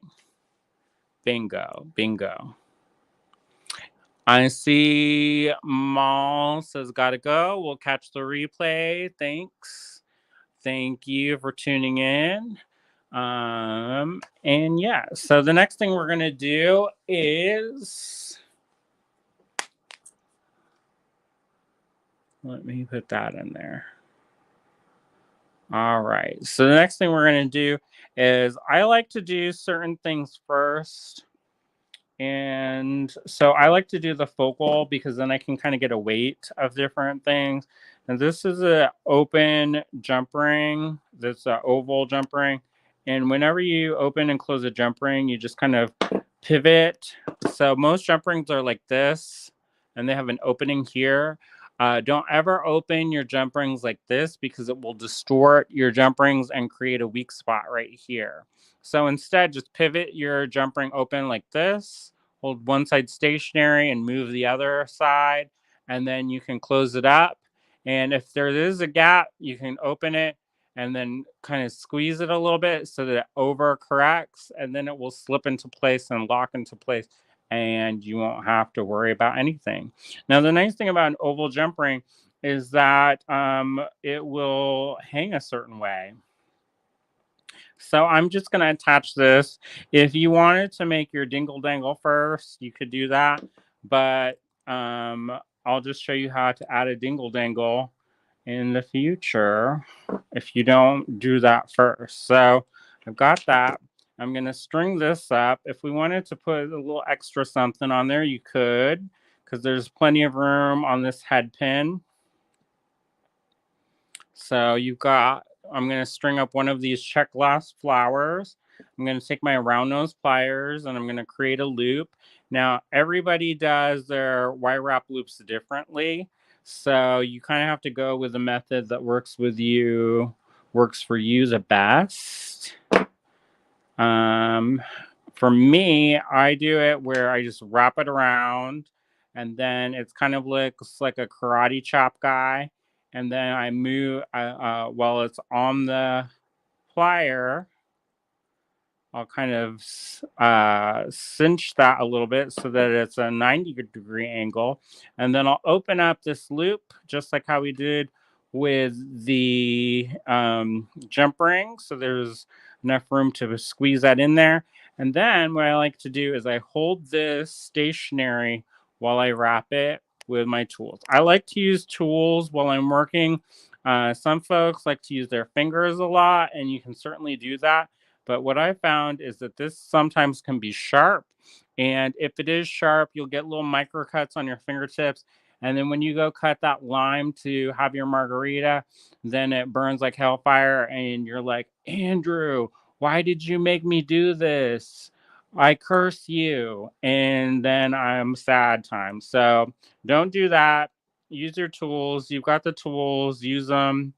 And I like a messy wrap, so I actually don't trim my wires real short. I know some folks like to have a little bit more of a clean, more precision looking kind of wire wrap, and that's cool. But for me, I like a little bit more of a messy wrap because it's a little bit of a gentler transition from the bead to the loop. Now, before I get done, you can see I haven't wrapped that little tail in yet. And what I'm going to do is I'm just going to slightly curve this tail inward, going in like a spiral, going towards my wire wrap link. And the reason why is because when I go to squeeze this shut, it's not going to stick out like this. It's going to be curved in. So it's going to naturally want to nestle in and hug and be one with the rest of that messy wire wrap link. So there you go. All right, so bingo, easy peasy. I saw a couple people during the GBE use this thing called a one-step looper, and that's super cool. But you know what? You can't get these messy wire wraps like that with a one-step looper. Just saying, y'all. If you want to have a little bit of razzle dazzle, that's how you do it. All right.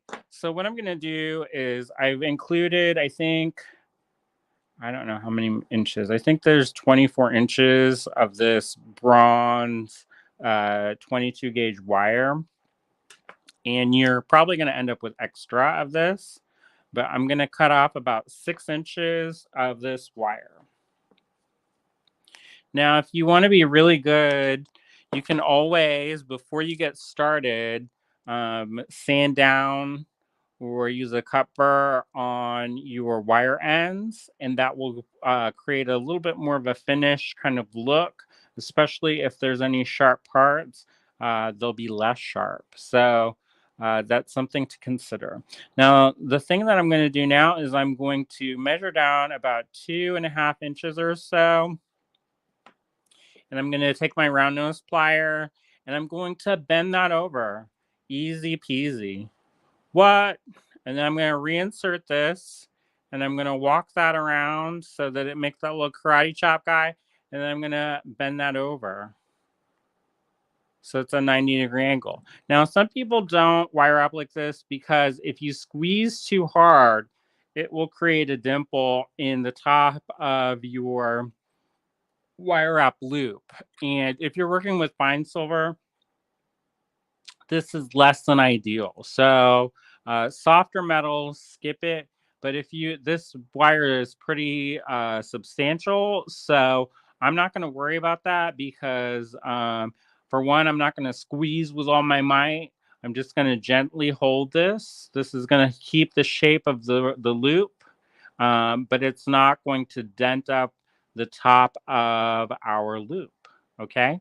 All right. So the next thing I'm going to do is I'm going to take my pliers and I'm going to wrap this around 3 times. And I'm going to make a messy wrap loop, y'all. That's what I like. I like the messy wrap loops. All right. So I wrapped that around 3 times. 3 is the magic number, y'all. And then I'm going to string up this vintage Chinese ceramic bead.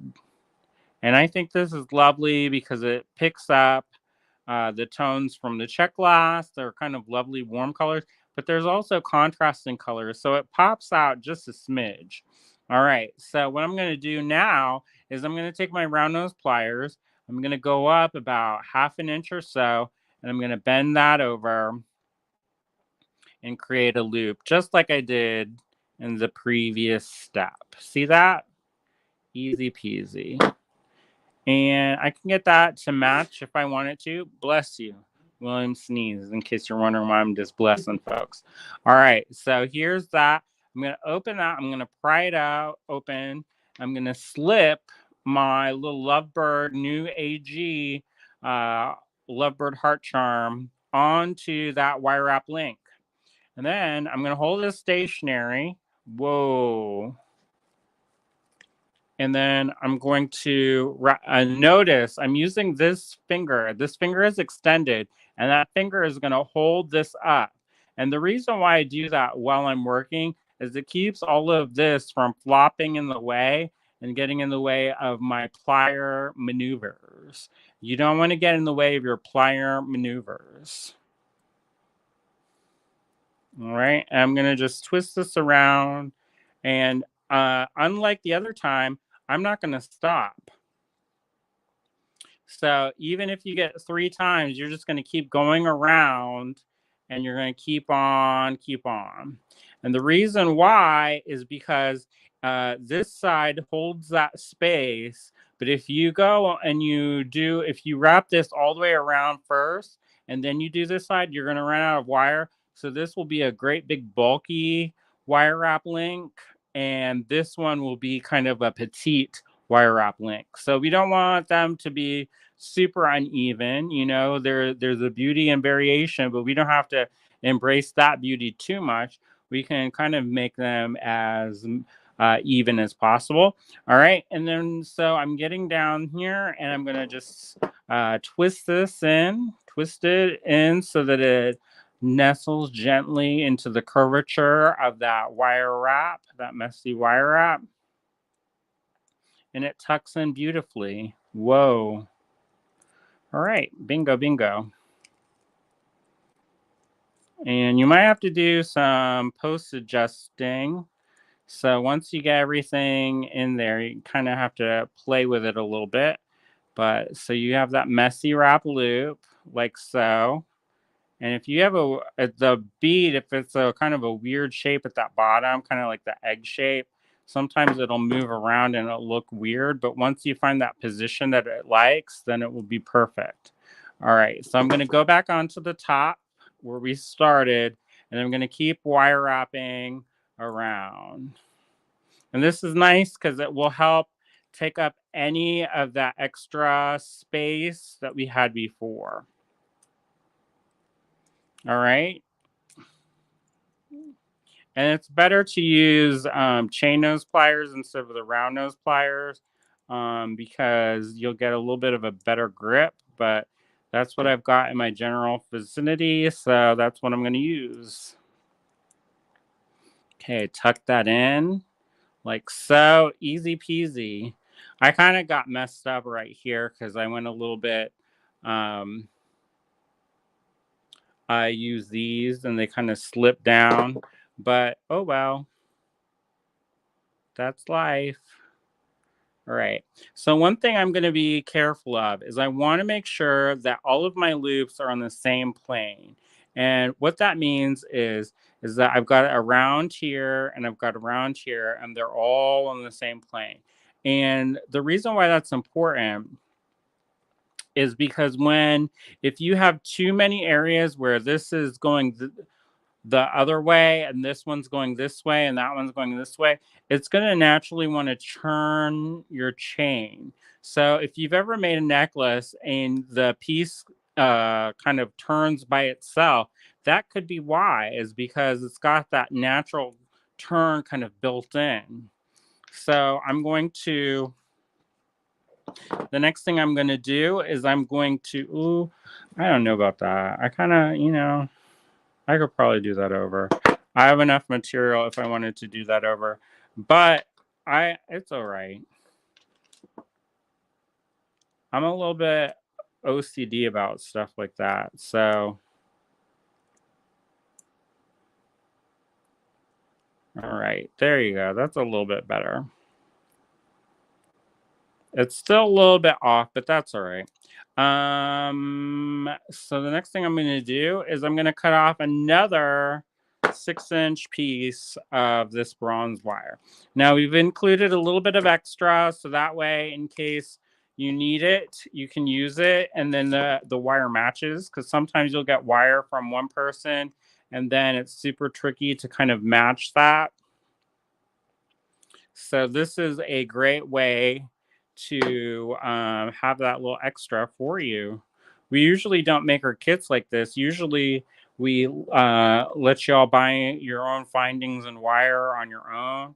But I thought it would be good to have this so that you can quickly and rapidly make this. This will appear on the website tonight.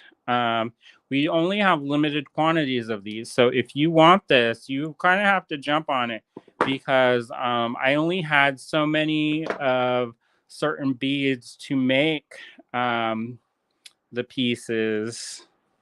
And, if you, if you don't get it when it's online tonight, then it may sell out and then you won't have the opportunity to get that. There are components on the website that kind of are the ingredients to this. They're kind of close. There's some Czech Glass flowers, and you can use different colors if you wanted to, or swap out some of the beads if that's your inclination station. you can definitely do that. But for me, you know, if it's there, it's already, you know, it's already made. It's like those meal plans you get on the internet where they've already done all the grocery shopping for you, and then you just have to basically put it in a skillet. Maybe do more than just put it in a skillet, but you know what I mean. All right, so I'm going to finish up this wrap on the other side.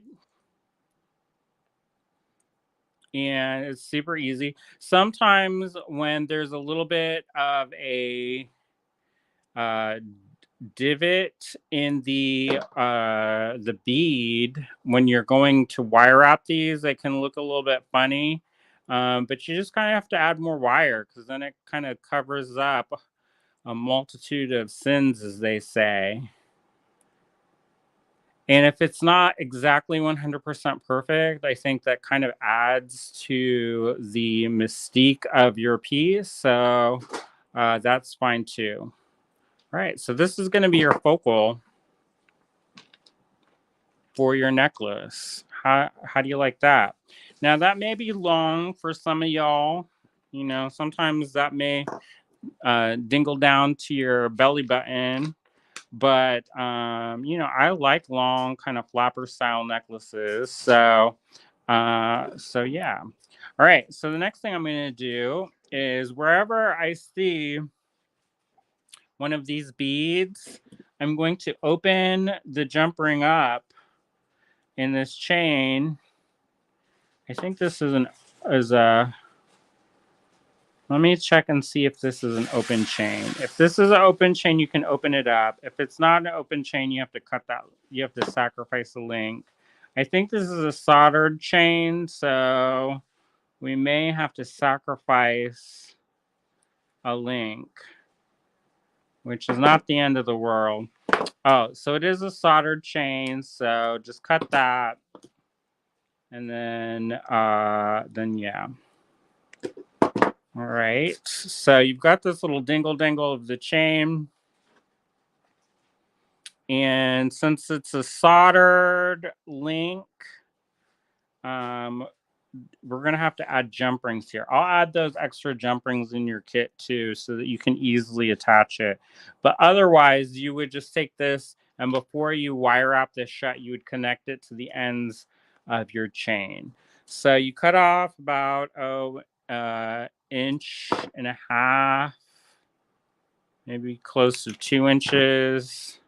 And these are less complicated links. And if you watched Heather Powers' video from the Great Bead Extravaganza this weekend, you'll see how she demos it with the one-step looper.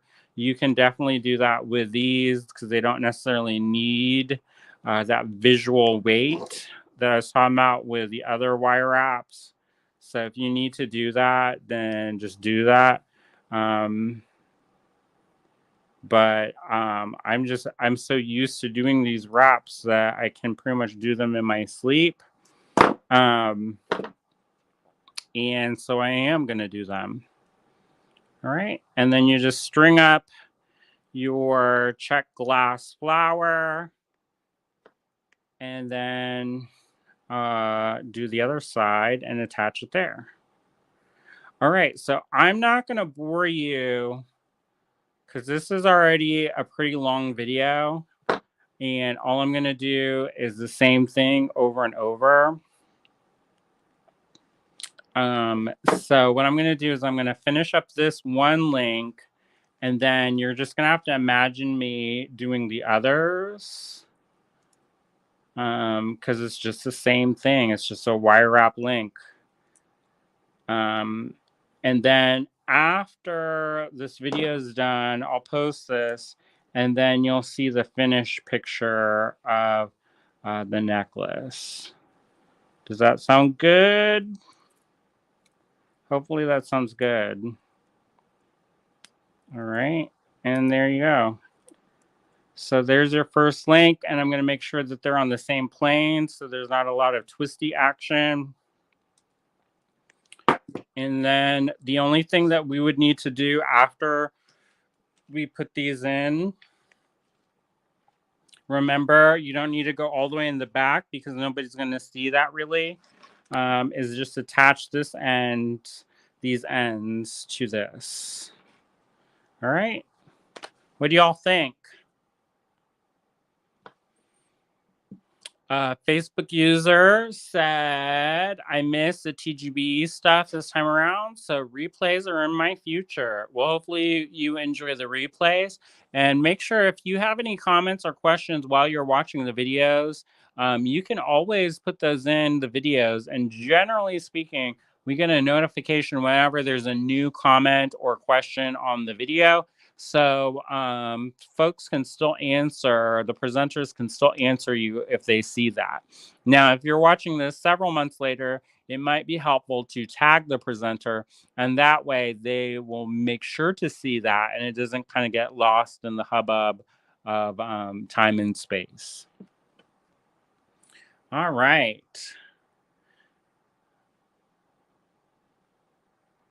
Pam says, I wish I liked messy wraps and I always make them instead of very neat wraps. Well, if you like neat wraps, you'll just have extra wire and you can raid your stash and add some more flowers.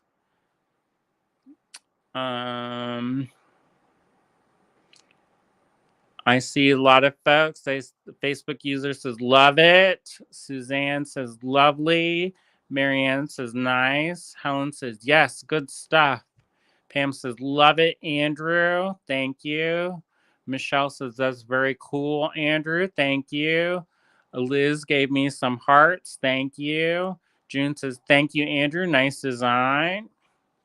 And then June also said that I'm entertaining. So thanks for that. Hopefully, you all aren't bored to tears and are ready to go to sleep to the sound of my voice, which could, that could also be a good thing. Maybe I'll do like that calm meditation thing. William listens to that before he goes to sleep. And then that lady's like, picture yourself floating in the middle of the ocean, letting go of all doubt, all worry.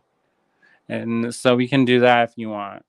Maybe. I thought about doing that. I thought about doing something called Motivational Monday, where we kind of set the intention for the week and then kind of build off from there. I think it's super good to have an intention whenever you're kind of approaching a new beginning. And there's nothing quite like a new beginning, like a new day or a new week. And that way you can set small goals for yourself and make incremental change. So if sometimes it's hard to kind of harness your creativity. And I feel like people get really bogged down sometimes and they get overwhelmed. And then they're like, oh my gosh, I can't do. But really, if you do one small thing, and you focus on that, that really will help. So, for example, with Pam, she says that she inadvertently makes the messy wrap links when she wants to make the nice, even machined wrap links. Make that your goal for the week. Make a neat wire wrap link and just do it over and over and do it, once or twice a day, 3-4 times a day, maybe do a whole chain of it. And by the end of that, it's just one small thing, but it will all add up. And by the end of it, you will have a better experience. Hey, William, can you get the face for me before we go? It's on the middle table. It's in there. It's in the middle of the table. The polymer clay painted face. I'm going to show you one more thing before I sign off and then sign on again. And that's this face. We made this face, y'all, together during the TGBE takeover. This was my little polymer clay demo. If you saw it on my personal timeline, I made it move. You may got creeped out a little bit. I don't mind. I like things that are creepy. So if you don't like things that are creepy, then go watch somebody else's videos. And I'm not saying that to make you watch other people's videos, but If I'm not your flavor, I'm not your flavor. Karen says, time to shop. Okay, good. I need to make some money for rent. Michelle says, I love your lessons. Thank you, Michelle. We love to see you hanging out. It's fun to learn about the film industry through your stories. That's fun. Liz says, yes, you can be that voice. Yeah, I'll set it up. Motivational Monday with Andrew. William's like, when am I going to go on? That's all right. You can go on more. No. Marion says, that might actually put me to sleep. That's what he does. He listens to that business right before he goes to bed. Sometimes if we try to go to bed, we try to stagger when we go to bed, because if he's listening to that business, I can't sleep. So I don't sleep very much as it is. So I kind of have to sleep when I have to sleep. Otherwise, it's disasperation station style. And then William is like, oh, go call the exorcist. I'm like, coffee. And he's like, oh, I love you, my light of my life. He's over there laughing because he knows it's true. Rosie says, great job, beautiful work. So excited about your new inventory. We're excited too. We have a lot of really big plans for the future, and this is one of the stepping stones to getting there. And I hope everybody is super as excited as I am, but I don't think you are. And the reason why I say that is because I know what this can do for our business. We look at all these different other companies in our similar industry field, and the people who have a lot of longevity and end up building something bigger are usually people who will go into the manufacturing sector. So we kind of do a little bit of light manufacturing with our laser and doing things like that, but it's something that we really want to scale up, and that way it's not where I have to spend 2 hours making a face every single time unless I want to.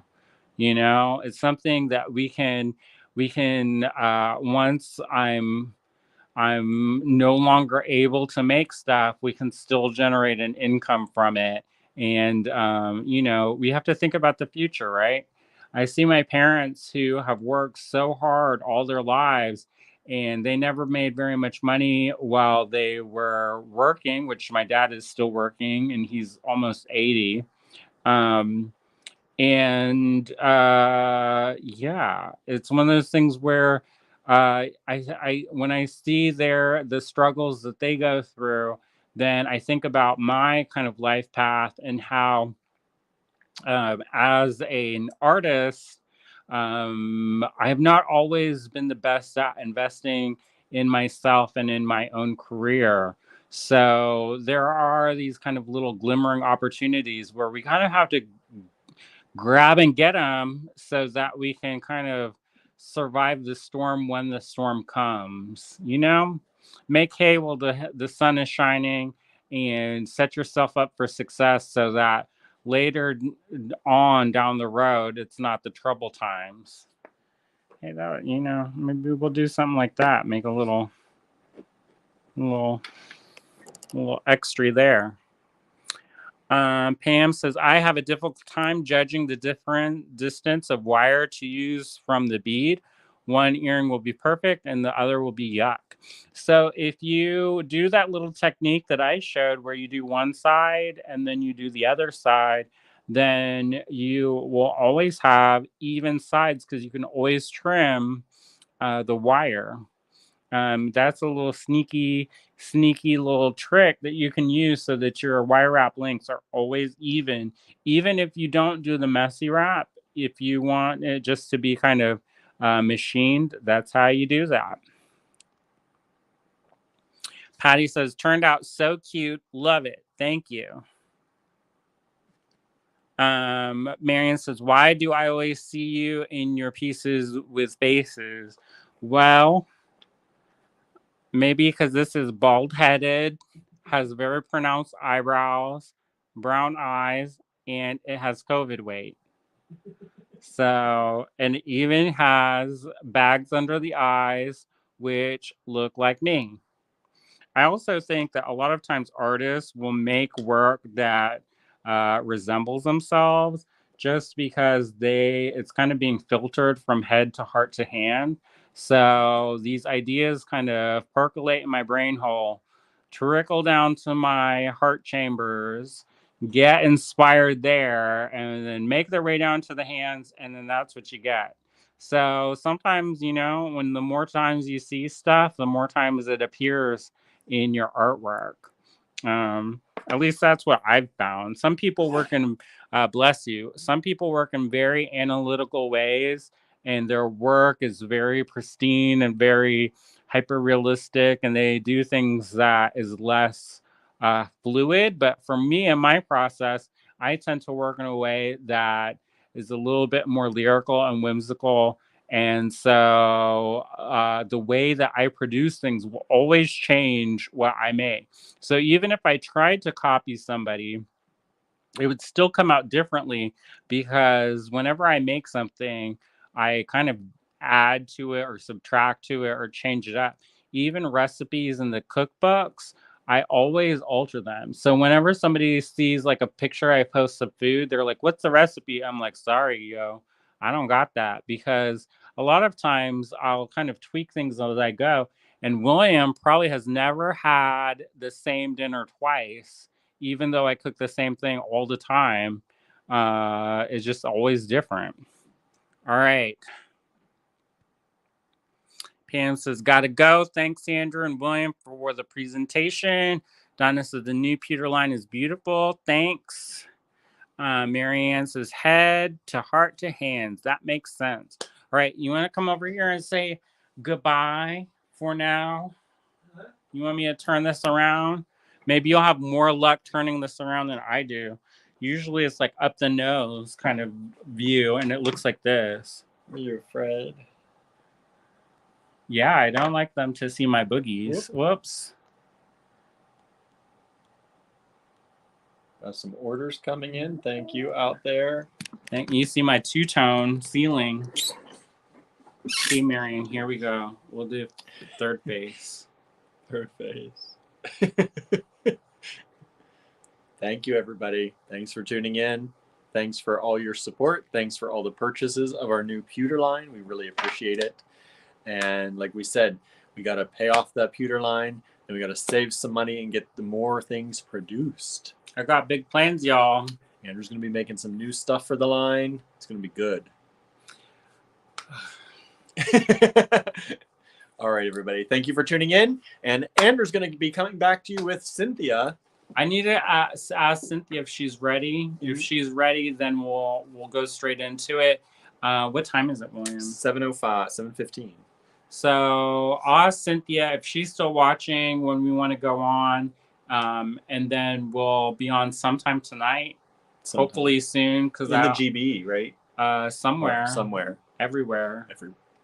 People can share it, and then we'll have our little corner of the universe. I was going to say global domination, but I don't think sharing to like 3 platforms is going to... Cynthia says, "How about I have 1.5 miles to go?" She's driving.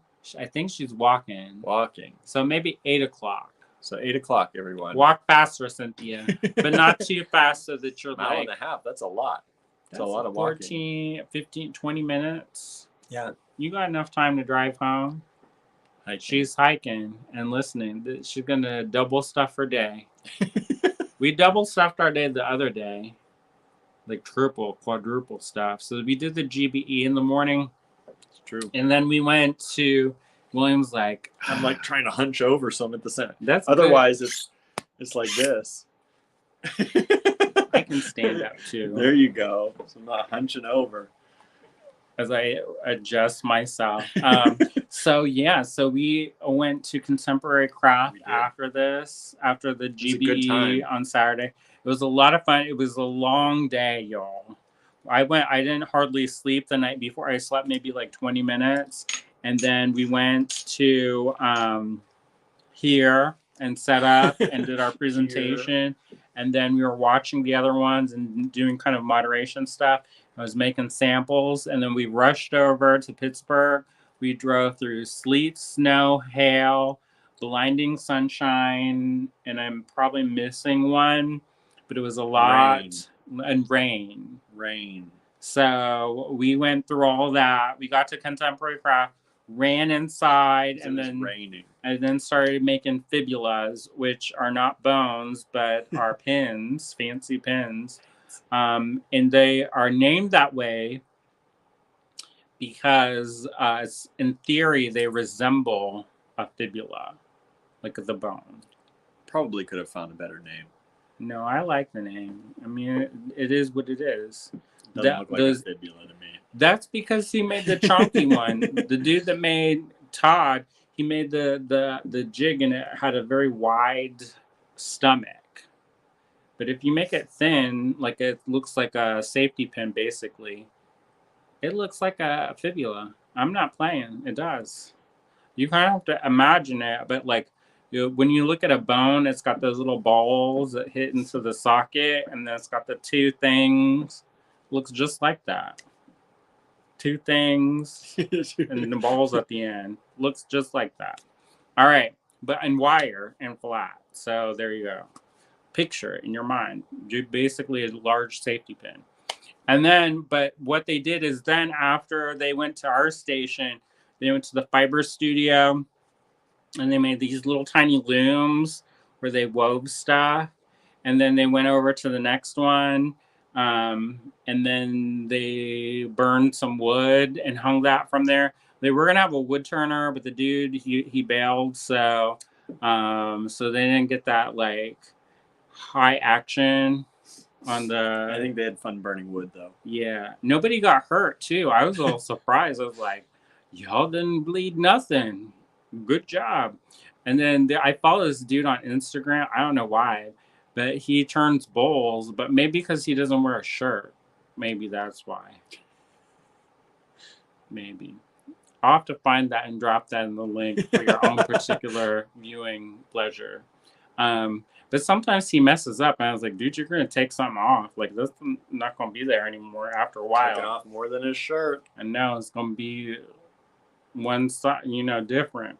Talk about being lopsided. Because I was like, but anyway, so then after that, then we drove home. So we got back at like midnight on Saturday. Yeah. And then got up early and started watching Abby Berta in the morning time. I tried hard to follow along with that. Here Comes the Sun.